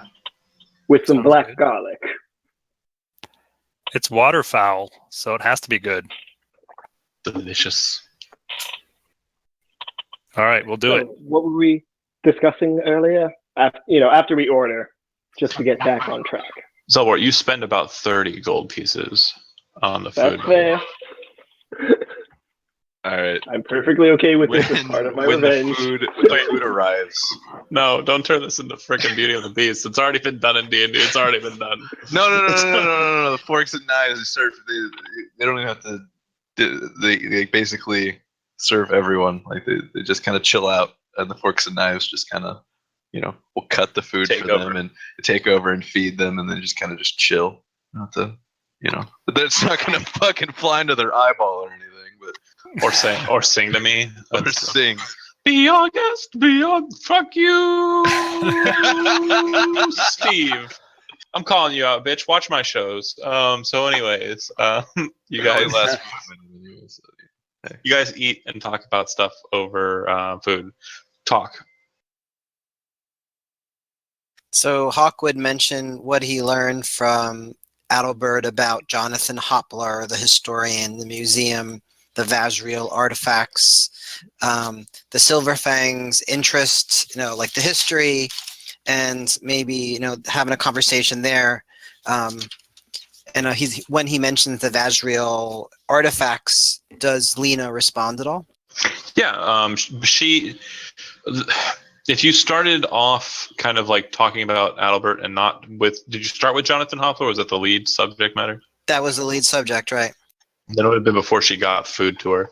So she seems very interested, and she says, "Where is he then? Let's go meet with him, this Jonathan Hoplar." So apparently he has a house that acts as a museum in the same area as the house that we have as well. You were there earlier today, I think. Yeah, we should go, but we just ordered food. And she kind of looks around. I suppose it can wait. We have the time. Time. Smile. Time. Time. She's it's really funny. She smiles. You get used to them after a while. Don't worry. Sort of. Oh, I'm sure. And she kind of waits. The waiter comes back with the food, sets it out. It's all served out by animated forks and knives, plates, I'm not yawning because of you. I promise. This is super fun. I don't know why I'm yawning. Don't judge me. Judged. She eats. She eats very prim and proper, but she's doing it very quickly. It's actually really kind of strange how quick she's eating, but how careful she is with the etiquette. And Hawk, decent enough history check. You already have history training. You got an idea. What she's doing is kind of like a childish thing for a noble person, but you do understand that she's still following the rules of nobility, like in etiquette. She's eating with the right forks. She's not putting her elbows up on the table. Like everything's being done correctly, but she's doing it very speedily, but still very elegantly. Gotcha. I suppose Hawk is just eating, just eating. Well, he's definitely paying attention to Lena because he knows that this is not the same Lena. Right. She is definitely very different. Very strange indeed. And you've run into different Cardiffs, never anybody else. Right. And Hawk sort of wonders to himself how this connects to Dante Blackhand. Yeah, did you mention Dante Blackhand yet? I'm sure I told that story. Yeah, that was part of the Just now. conversation. Just now. Okay. Just want to make sure I'm not writing something down in my notes that I don't actually know. No, Yeah. Basically, what Andy was saying is everything he learned, he's basically dropping it out on the table. Right. Malik would get a couple bottles of a decent mead Yeah. and get some glasses, pour it to everybody. We can give a cheers to Hawk for becoming a Knight of the Bloody Rose. So Yes, she is. Lena would take a glass and she would definitely join in on the toast. sweet. So Hawk's face was slightly reddened under all the scars. under Very good. Very good. All right, you celebrate a little bit when something like that happens. That was a great honor. So. In his mind, he's thinking about it and he's like, finally. Yeah. Finally. It's too bad the prettiness of youth is gone. Alas. Oh, He's just well. a grizzled old veteran. But All he's a right. Knight of the Bloody Order. Or the Yeah. Bloody Rose. Yeah, I mean, he's pretty cool now, man. I could make him look younger if you wanted. That's all right. He's not that vain. John, I have a question. True. What should I have that? Yeah. Okay. Like, I recognize that could that spell. work with other Cardiffs? Perhaps. Ooh, that's interesting. Okay. So if it looks like we're finishing up dinner, I think that we should. What time of day is it? Midday. Yeah, Okay. I thought this was lunch. So a supper then. Yeah. Sure. No, lunch. We can go and sort of track down Hopler. Okay. So you guys head to the North Run district, and you do definitely notice that there is a lot more Fellhood activity, and they seem to notice you, but they're not moving in on you. They seem to be kind of moving away from you, like specifically trying to avoid you. But they're there. You know they're present. They're not trying to hide too much from you. And you guys make your way over to where you were kind of told where Hopler's mansion was. It's not too hard to find. Pretty big place. And you see the sign outside written in two languages, one that you don't really understand at all and have never seen, and that's everyone at the table. And the other one's in I'm common. guessing an hour would have passed at this point. Yeah, you guys had a pretty long lunch, probably Right, 2 or that's fair. 3 courses. Yeah. Fair enough. The door appears to be open. It's a double door. It appears to be open. And there does appear to be kind of inside like a desk, and sitting at the desk from where you can see here, there might be somebody there. Okay. So let's go ahead in and see who it is. All right. Good. You head in, and you see that behind the desk there is a man sitting there. Looks like he's wearing a purple hood up over his head, and he's kind of sitting there trying to look official. He goes, what do you want? We come with the instructions of Duke Adalbert. We're looking for Jonathan Hopler. Jonathan Hopler, huh? He ain't here. You can go on your way in. And who are where you? exactly Wait, and who are you? Make an intelligence check.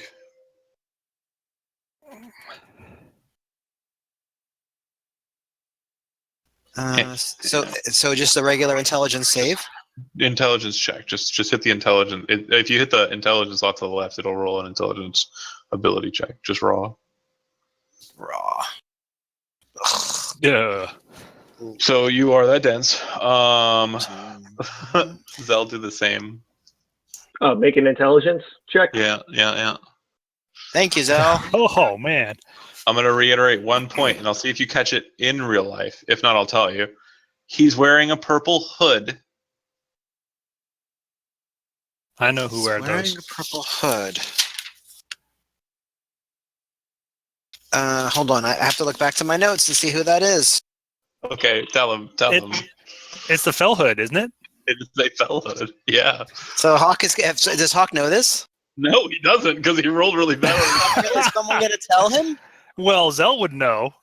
Say something. Hell, Mel would know, because you Melbourne remember. would know. Oh yeah. Okay. Well, then what I would say I'd be like, he's not. I was like, we're gonna stay. We need to talk to you. Who is he? And then I whisper over to Hawk. I was like, this is a fell hood. So Hawk would go forward and grab him by the coat and lift him up and shake him. I was going to actually do something slightly more clever than that. Well, you Hawk walk is, over to the Hawk is table. not clever. No, he's certainly not. No. Look over to the table. Everyone kind of goes and takes a gasp as you reach over, including the fellow. You kind of backs away. Make an athletics check. Okay. Oh, that's funny. Ooh, nice. Is it going to be a tough one to beat?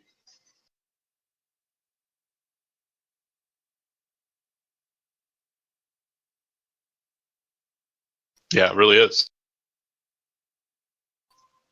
I don't think I can, actually.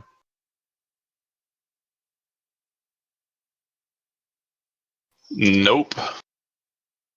Yeah, you grab him, you snatch him right up. He's like, "Oh, wait, what are you doing there? Fucking help! Help! They're coming for Jonathan!" If you want to stop him from saying words, tell me what you're doing. I'm going to cast silence. Okay. Make a dexterity saving throw to see how quick it pops. Because the spell being cast is fine, just to try and kind of catch when you would start casting A it. dex saving throw, you said? Yeah. Because you're trying to basically, you're fine. You throw down the spell, everything just goes mute. He's like, "Oh!" No words. Cardiff I'm farts. just going to smile at him. Cardiff takes this opportunity to fart. Lena looks to the side. He plays the old man perfect. Smart. So clever. Lena looks annoyed as like she can't hear herself and kind of starts trying to figure out where the edge of the spell is. And what are you doing with him now that you realize you can't interrogate him because you can't hear yourself move? Can I just How about we mime? drag him out? I'm just miming to Hawk, cover his mouth, like gag him. Okay, we'll do that. All right. So Once he's gagged, I'm going to drop this. Yeah, make another athletics check to see if you can bound and gag him.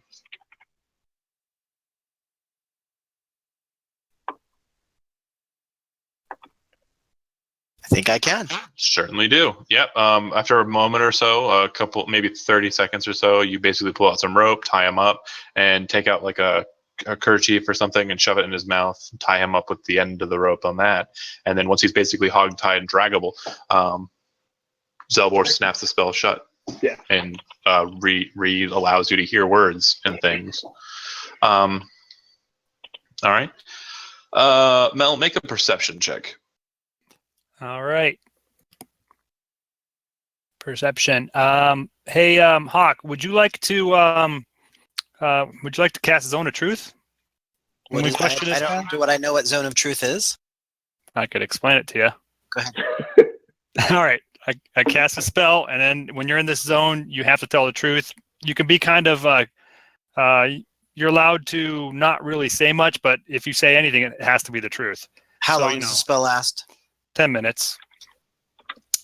Let's move forward into the building and sort of see if there's anyone else here. That's what I'm If thinking. you Might want be a good question him, idea. you can do that. Lena immediately just goes, yes! As she goes back into her regular clothes. All right. So let's go check the place out then. Leave this guy tied up for a minute. We can come back to him. But she would have been in the silence when she did that because you dropped it, the cast silence, right? Well, actually, seeming just goes on until I either cancel it or until 8 hours are up.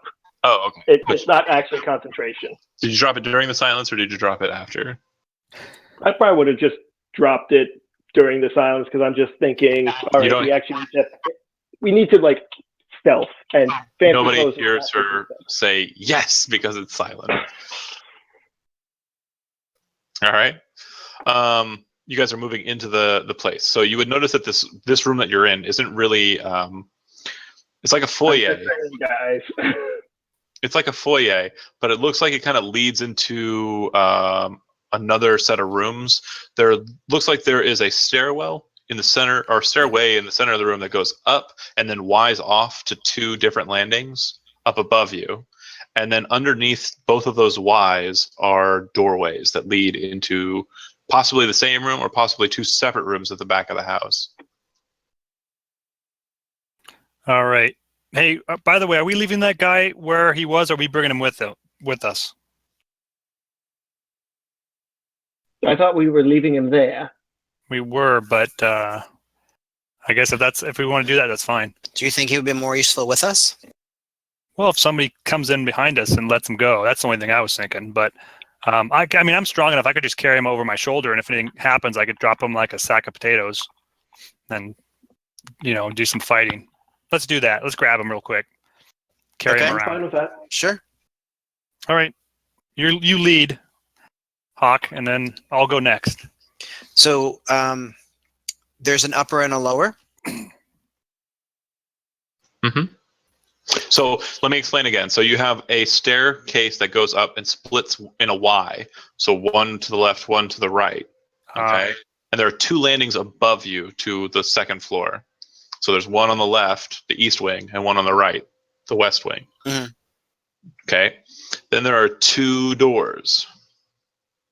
So those are underneath the staircases. So like on the left and the right of the staircase. And it looks like they both lead to either one large room or perhaps two different rooms in the back portion of the house. I'm taking the doors. What do you guys think? Yeah, that's fine. Let's try one of the doors. Left The or door right? on the left. The door on the left.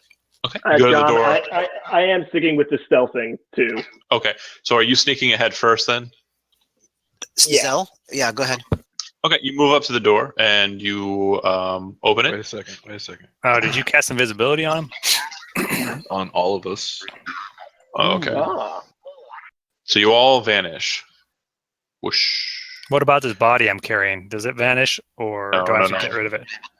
I assume you just leave it there at the desk. I'll have to leave it now. He's hogtied. I don't think he's getting anywhere.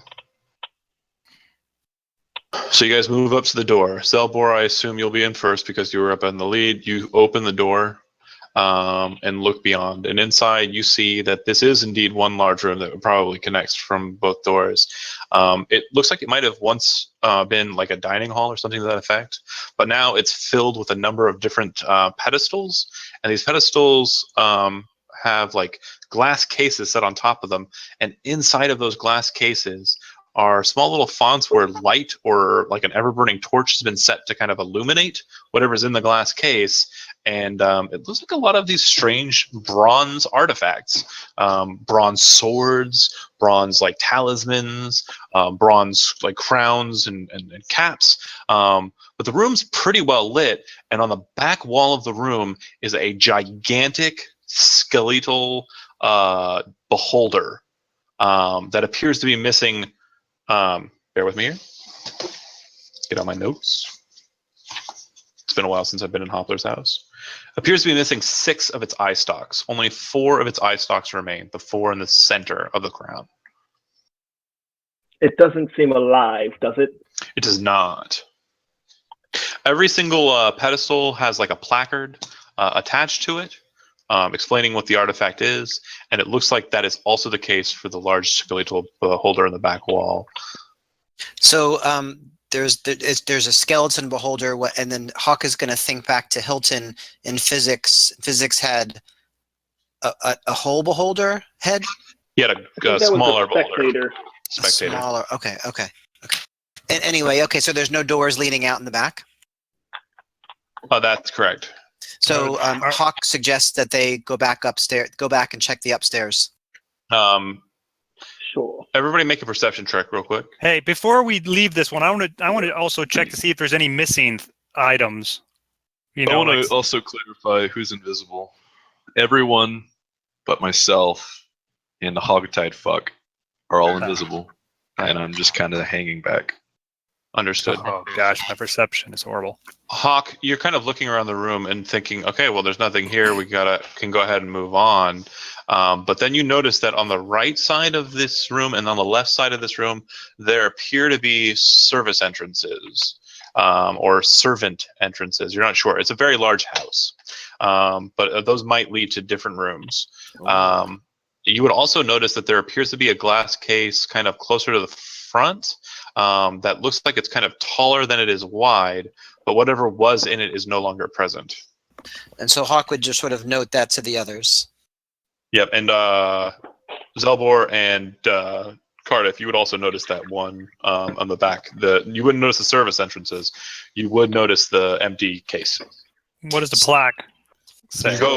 If you go over to the plaque, you would see that it has like a drawing. Can you guys see me on camera or no? I'll turn it on. Okay. So it has. I cannot. Let me see if I can get it on there. I don't have it scanned yet, but there we go. It has an image that looks like a hydra biting off the eye stalks of a beholder with its 6 heads. And underneath it, it says here in 2 languages, but one you don't understand. It says, here lies the eye stalk of Derlathoth, the key to his tomb, used by, and then in Elvish, it has 4 names to help find this treasure trove. The names in I Elvish. can't understand what I know those Elvish words are, but I that's know not good, Elvish. is it? So it's a total of 4 names. Anton Ankenbrandt, Gwenvalia Silverkin. My brain just did a fart. Physics Big Bang. And Malurial Stationatl. So the Silver Fangs. Correct. All right, cool. So someone stole the eye stalk. There was a fell hood at the front. This doesn't sound good, guys. It looks like someone might have beat us to whatever they were looking for. So you want us to check out the service entrance or go back upstairs? Service entrance is what I'm thinking, but Okay. what do you guys think? Left or right? Left. All right. So as you approach the left servants' entrance, you hear Hawk. You hear a thud come from across the room.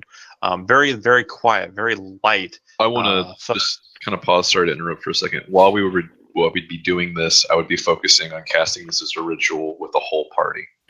So Okay. we would be invisible and communicating telepathically. Sweet. Nice job. Perfectly fine. If you guys want to stop and you kind of illuminate them to that fact, you can. But if you do so, we have to rewind Sands of Time style, and I have to change what I just said a little bit. Nope. Don't. I'm working on it right now. Working on it as you walk. Working Okay. on it as we walk. You hear a thud, Hawk, on the other side. It's not very loud. It's very subtle, but you're the only one that catches it. So still the left, or are you going to the right? So the thud is on the right-hand side? So I would definitely sort of motion to the right, and we would sort of head that way. Maybe motion to Malik. I'm sorry, to Zell to go first to check it out. As you're kind of heading that way, you hear a crash. Sounds like a glass, something being broken, and then you hear yelling. You. Is it coming from the other service entrance? Yes, it is. You.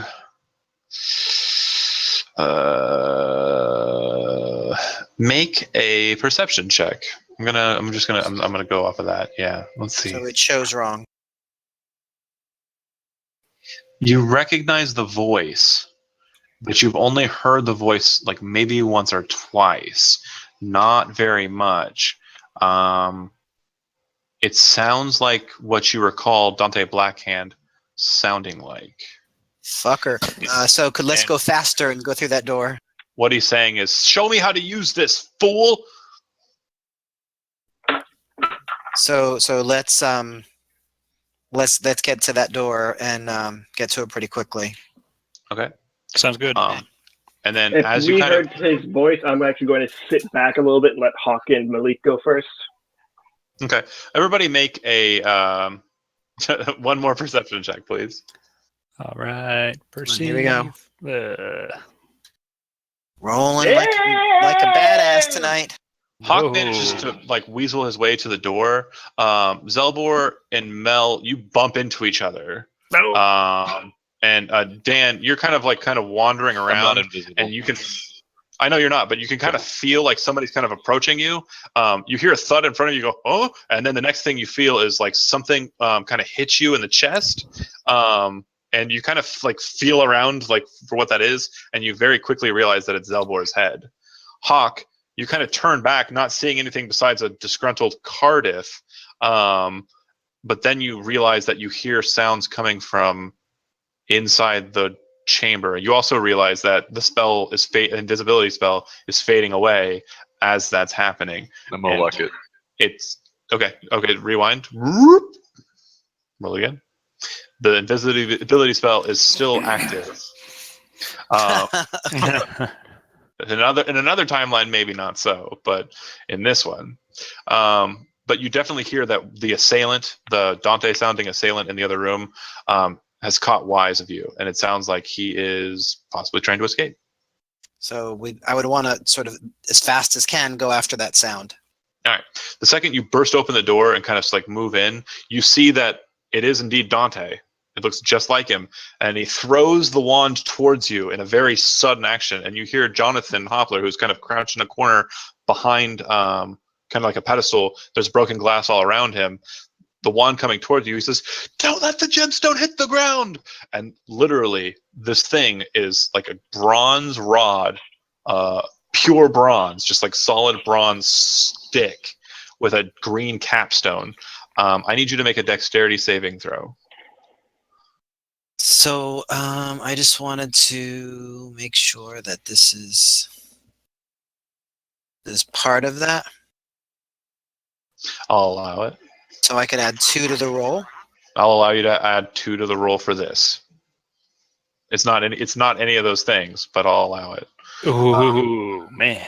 Didn't even need it. So you see it coming. It hits you square in the plate armor. It doesn't really hurt you at all. It kind of bounces off of you, and you kind of reach out with your hand and kind of snap at it. You catch it, but it's kind of a slippery thing. A little slippier than you expected. It kind of slips out of your glove. You kind of drop to a knee and catch it with your other hand, with your arm of your other, the arm of your other arm. right. Got it. Other You know what I'm hand. saying, right? And you've gotten a hold of it, and you see Jonathan Hoffler like literal sigh of relief, just and like you can see the Except sweat he's kind of on his. invisible. He's wondering how it's floating in the air. Oh no, I know. I know. I mean, he's just sighing that it's floating in the air. He doesn't care. I mean, he's magically wise. He's not a dummy. Okay. But as you kind of collected it, you also notice that Dante is out of sight. I don't get an action? There was no actions here. Oh, This was all reactions. jeez. Really Hawk would quickly? yell after him. I'm going to look over to what's his name, the curator guy, and just like, where does this hallway lead? Hallway. He doesn't see us. Yes, does he? Hallway, and he kind of looks around for someone talking. He says, "This hallway doesn't lead anywhere," and he kind of gestures around. You notice that you're in kind of like a a service entrance, there are windows, and it looks like 2 of them are open. You don't know which one he jumped out of. I'm going to go towards pop outside of one of them. Okay. Are they on opposite walls? Roll percentile die. Oh dear gosh, a Get 'em. percentile die. So that's a D100, right? Correct, and I've already set the higher or lower tier. So, okay. You look out the window on the north wall, or the wall that would be kind of like adjacent to the door that you entered in, because north isn't accurate, because the north side of this. Anyways, back to the point. You look out, and you can see Dante kind of hopping over a wall, like just now. Like the very second you look out there, you see him hop over the wall. All right, yeah. So I'm dimension dooring to where like a little ways away from where he is. Okay, so it's a literal stone wall. So you are literally seeing him leap over the wall. You cannot see on the other side of the wall. That's okay. I'm just going to dimension door pretty much like right to around where he would be landing. Okay. Let's say. On the other side of the wall. Perfect. A little further away from him than like where he would land, but generally that area right there. Okay. Like directly in front of him or to his side? To his side. All right, roll another D100. And the rest of us don't really know where Zell has gone at this point, right? If sounds of combat engage, I will allow you to head in that direction, Okay. but we'll just see how this goes. Hold on. Okay, so when you teleport, you can bring legend. If you arrive at a place already occupied by an object or creature, you and any creature traveling with you take 46 force damage in the spell. Oh, also I would have grabbed Hawk. No, that would have been said when you fine. were doing it. All Nice. right, that's fair. Attempt at retcon. That's fair. God. Roll 46. 4d6. I'm guessing this is my damage. Yeah, you try to teleport into the square that he's in. So when he jumped over the wall, he was cutting left. You teleported right into the square he was going into. And you see Zelvor kind of like discorporate and then reincorporate back to himself. And he kind of like... Actually, they don't because I'm still invisible. You cast a spell that doesn't target anything. You're right. But no, Never casting mind. spell just normally, yeah. Casting spells still. You see him like appear, discorporate, then recorporate back to himself, and then he kind of like, and blood shoots out of his nose. You're pretty sure you didn't come back exactly the right way. But he's still at the window. He's still at the window. So, can I have an action? Hold on. Zell, make a perception check. Make a perception check. Yep. Sorry, I was just reading the spell to make sure everything was going. Exactly how it's supposed to? Yeah. Yes. So you're pretty sure that what happened is you tried to teleport into the square he was going into, and you both kind of caught the same spot, except that he was already there, and he wins. And he's going left. So basically he's trying to circle around the building, from what you can understand. You would know this. But again, keep in mind, this is all happening simultaneously. So you discorporated nonsense. You're probably going to be spitting out words here in a second. But meanwhile, Cardiff, you were saying you wanted to do something? Yeah, so I would be privy that Oh, he's there. Dante is there. And You that do Zell- not know he's not there. The Well, I only heard him person- screaming, didn't I? Who? Dante. Why would he scream? He was yelling about the eye stalk. How does it work? How do Oh, no, yeah, then he threw the eye stalk at Hawk and then basically vanished from the room, like darted out of the room very fast. Nobody saw which window he went out of. The first person through was Zelbor, and or the next person after Hawk catching it was Zelbor. Zelbor chose one of the 2 windows, which was the 45 roll, chose the right window, saw Dante hopping over the wall and escaping, decided to teleport to him. I had him roll again for a percentile because Dante was sprinting to the left, and I didn't really choose whether or not he went left or right. So that was what the roll was for. He said he was going left, Zelbor did, or Matthew did, and I hadn't decided left or right, but I knew he wasn't going straight, so I had him roll percentile for that. If he had said he appeared in front of him, it would have been fine. There would have been no roll, but I didn't want to, sound like I was cheating him. Left was first, right it was second. That's always the way it goes. And he rolled low, and that's why he teleported into Dante. Zell, where did he go? Still catching his breath, bleeding out his nose. So, Hawk, are you doing anything during this time? Wait, I'm not done. I am. Okay, how far away am I from Zell? I That was my free action, was to say 20 feet. 20 feet. I'm going to burn a bonus action to then bamf to him. So that would be second level spell. Uh-huh. So then I appear to where he's at. Boom. Okay, so you're standing next to him. I'm standing He's in the next to window. him. Where's he looking? He's currently looking at the blood shooting out of his nose. Flash Hawk. Okay, so I can't decipher. Make a perception check. Let's That's do what you're. that. That's literally what you're doing with your action. You're trying to find out what's going on. Yes, No idea. I'm gonna luck it. No Fuck idea. my titties. All right, no more luck. And that's all the luck. Literally, all the Cardiffs that are standing in this spot, it's thousands, are like, no fucking clue. They all decide that, and you go, okay.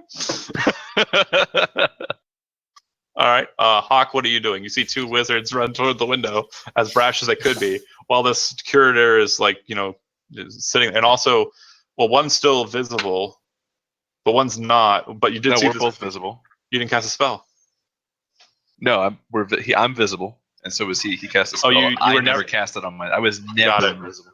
So two visible mages standing at the window, and there's an assassin or like a top tier master thief outside running around. It's pretty scary stuff right now. And Right. the curator's kind of over in the corner, like wounded. You've got a wand or rod in your hand. You don't know what that's about, but you don't want to drop it because it seems that guy doesn't want you to. So I'm going to carefully stow the rod, the Okay. wand.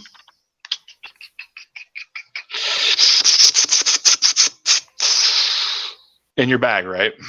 I have this backpack of holding. Will that damage it? No. That's not what we're talking about. Roll me.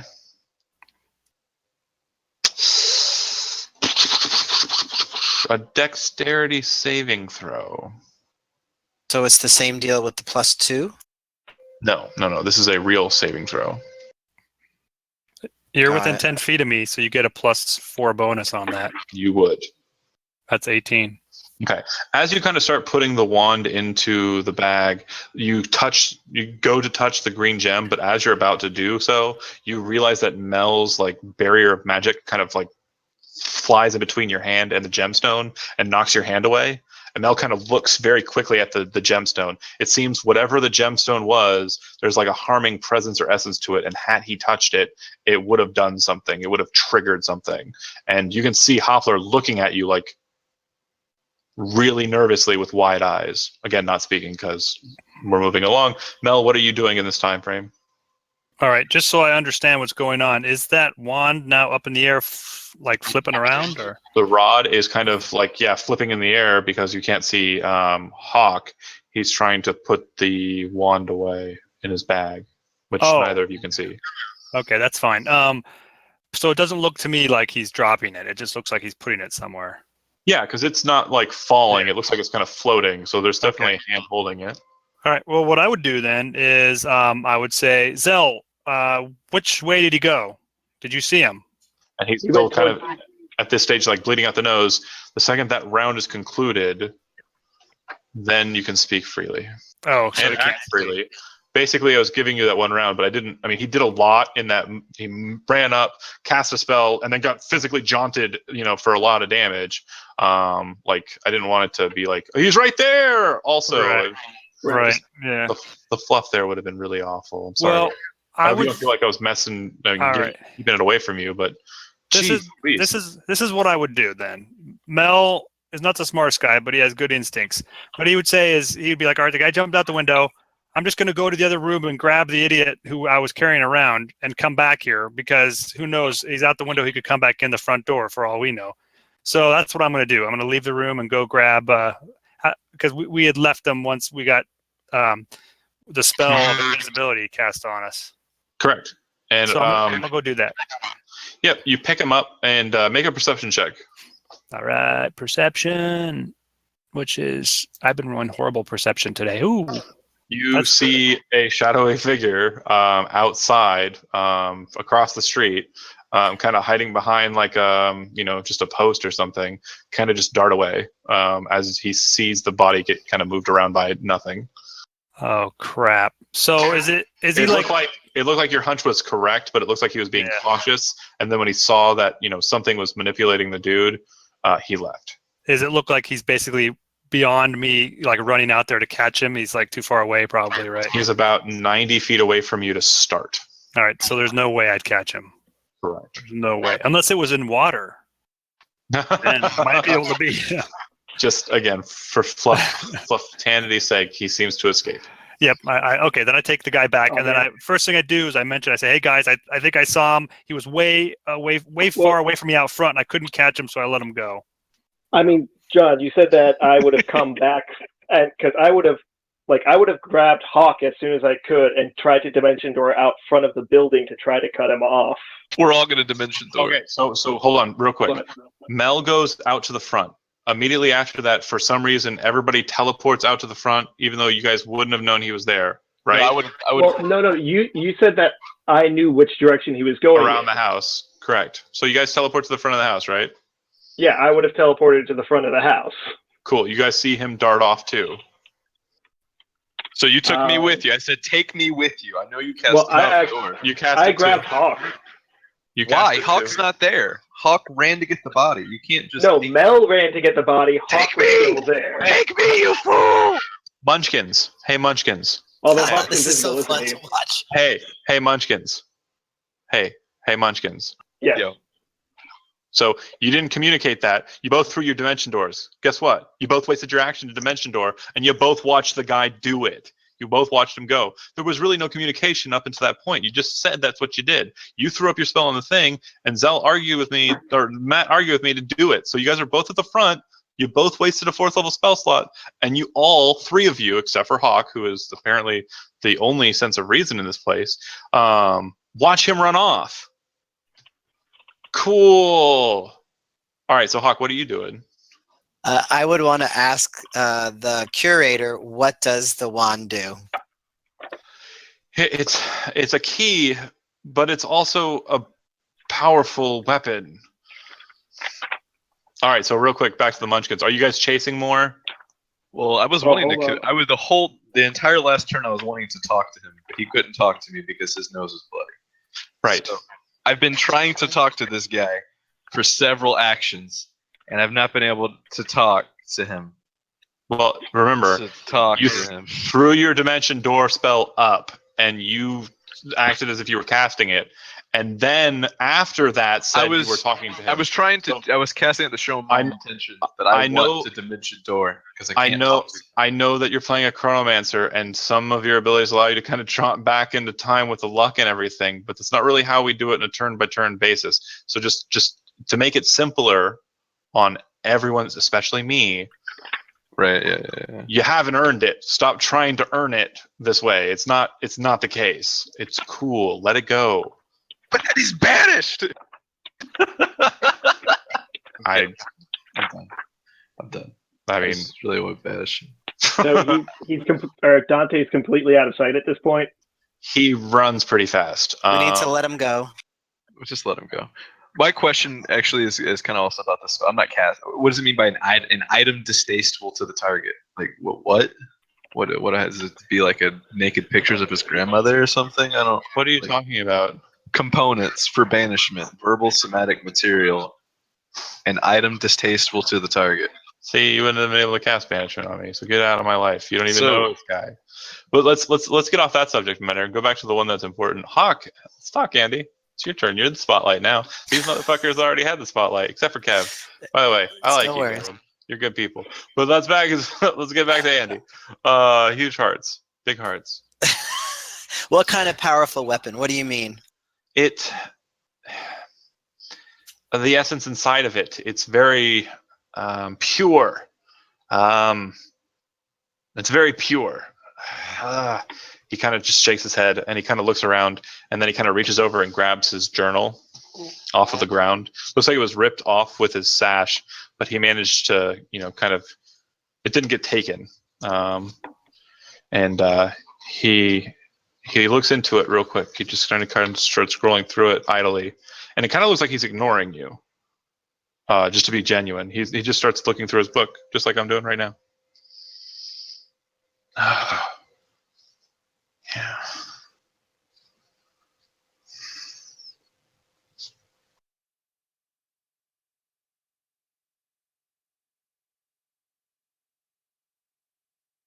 And he's still looking through his book. Yep, looks like he's just ignoring you, just looking through his book.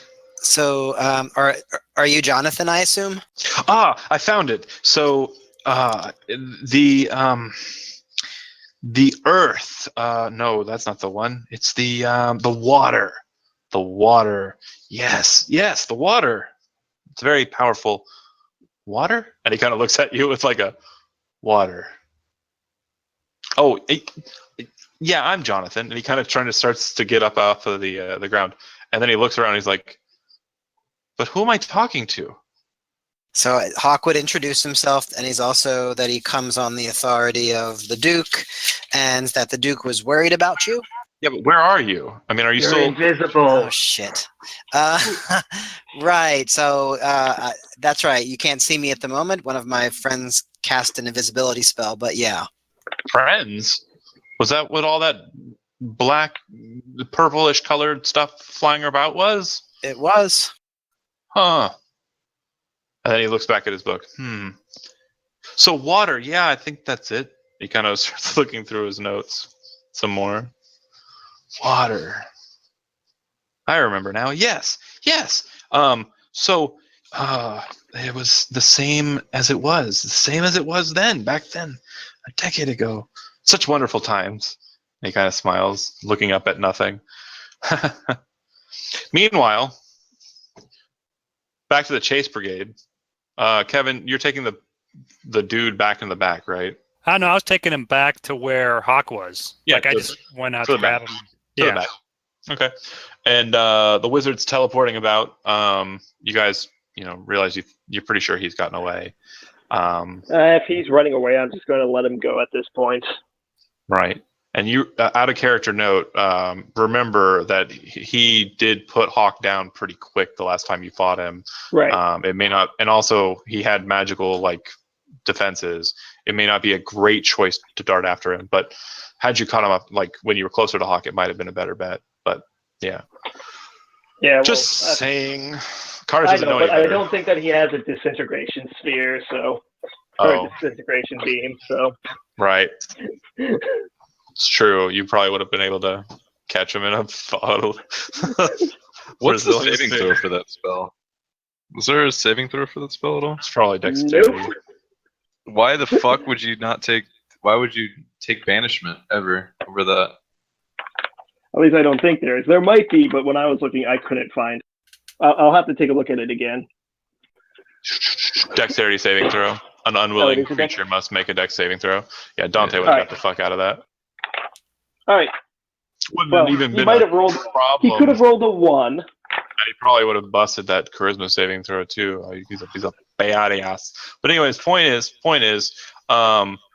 you guys go back into the house. You realize that you're still invisible. Hawk, you're definitely still invisible, and it looks like this Jonathan fellow is really just kind of going through these. No one's these pages. invisible anymore. I'm done with this. No one's invisible.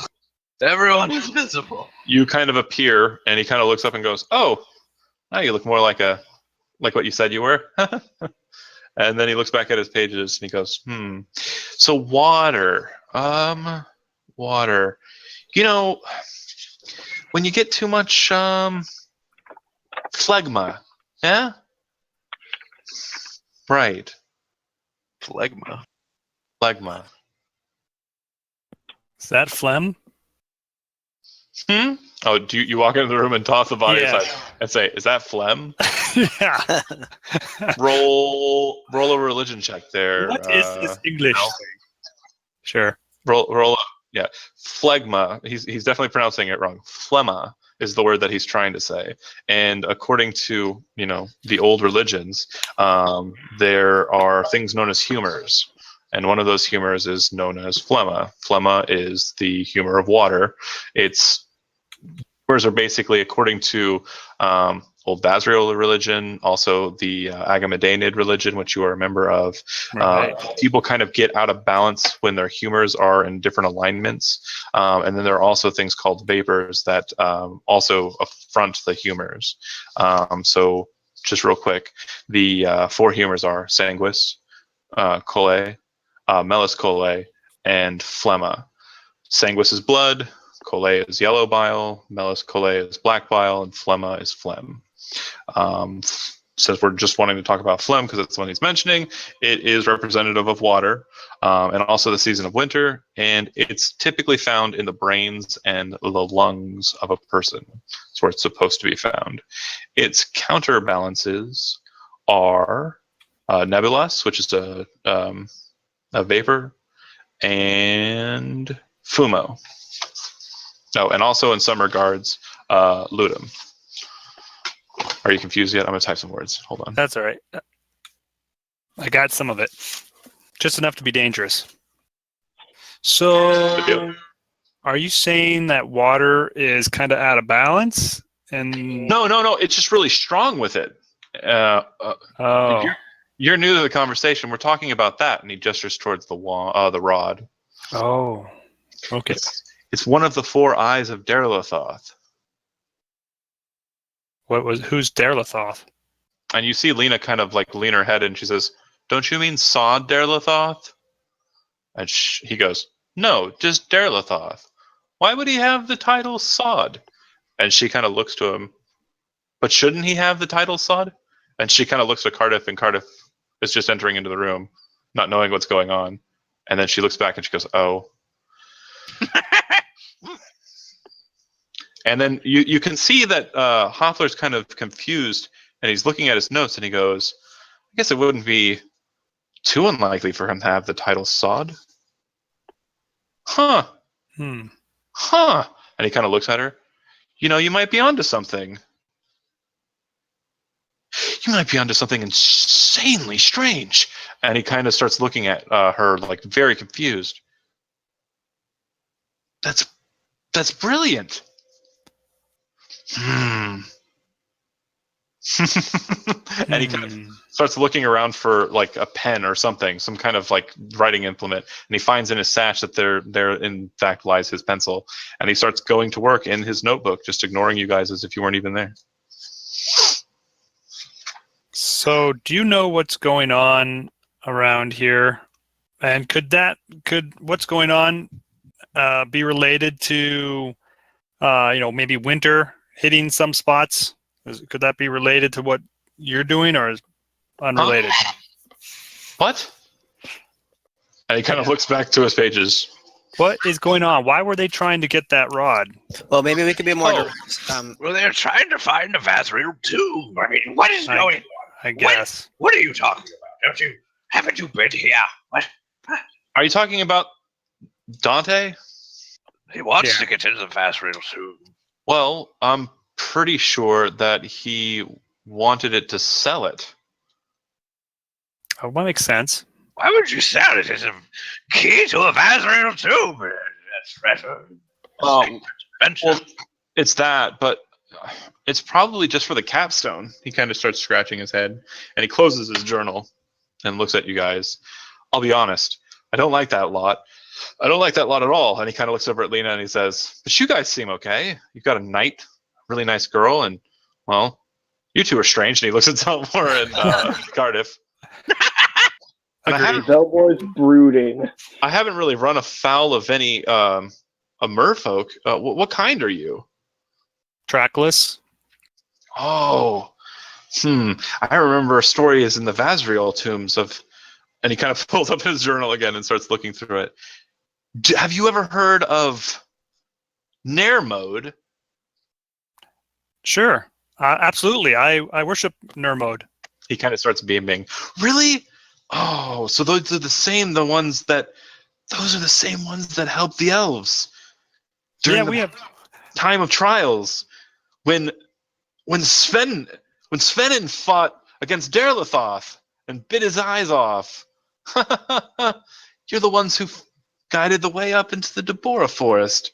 You're the ones who helped the Hydra, right? And you have no idea what he's talking about unless you make a history check right now. Well, I mean, I could try, but I'm not. That's not my strong suit. So Oh, we'll I see. know. Holy shit! I do know this. So Everybody knows that. your tribe specifically in the olden days, like way back when, they did help a human tribe during the time before the War of Sword and Serpent. And you remember the story because they were human devotees of this god that they claim was the god of Earth. And you felt that guiding it to destroy this defiler of water, this Derlathoth creature, which was causing the waters and the rivers in the northern portions in the Deborah forest to run just sick with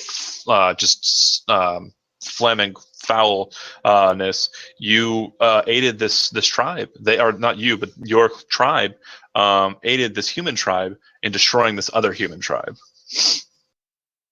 Yeah, sometimes you have to help people do the right thing. Small world. Small Yes. world. Sweet, I got a bond with this guy now. He literally, as you're telling him that story, is jotting the whole thing down. Like, and he'll go, wait. Can you say that part again? And you're just like, yeah. And you and you guys literally spend however long it takes him to tell that story. We'll say a good 10, 20 minutes for him to tell that story. And Hoppler writes the whole thing down. And when he finishes it, he goes, oh, amazing. Wonderful. Yeah, you're definitely way better than that Dante guy.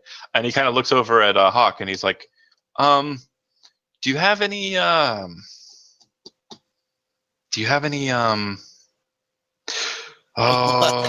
he's looking at the wand. Do you have any well, could you just maybe like, and he kind of is looking at it. Make an insight check. Okay.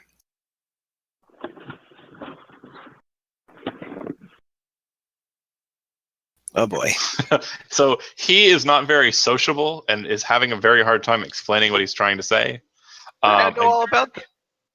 You are not very keen on like reading people who are not very sociable. So you're both kind of Clearly. like, you're doing this awkward gesture where he's making hand movements and you're kind of like trying to answer. It's like a bad game of charades. And Cardiff is kind of like, kind of trying to agree with you while you're trying to figure out what's going on. And go ahead and make an insight check, Zell or Mel, your choice. Whoever wants to do it. I could do it. As I said, Zelbor is brooding a bit right now, so he's not really paying attention to this. Shit, Mel, I'm killing it socially. Nice job. Fire today. You understand that he's asking if you have any like a bag or like a cloak or something to wrap the wand with, to cover the Got gem. Okay. And then Mel like slowly explains that to Hawk, and Hawk goes, "Yeah, I got it." And then you cover it up, wrap it up, and then put it in your bag. Okay, I'm gonna whisper over at Hawk while we're doing this part and say, is it all right with you if I ask this guy if we can just borrow this rod and then bring it back when we're done, or do you want to keep it? I wasn't intending on giving it back. He All right. seems to have no qualms letting you put it away. All right. Well, yeah, but I feel bad, like just stealing it. I mean, if we need to use it for something, We're not and bringing stealing back. it. What do you mean? He just He like, knows I guess, we have it. He hasn't asked for it back. He totally let him put it in his bag. Hawk does have Okay. a solid point. But doesn't he? But don't people in your society typically expect things to be given back? After you're done using it. Well, we kind of saved him from Dante. I think that's sort of giving back. well, Okay.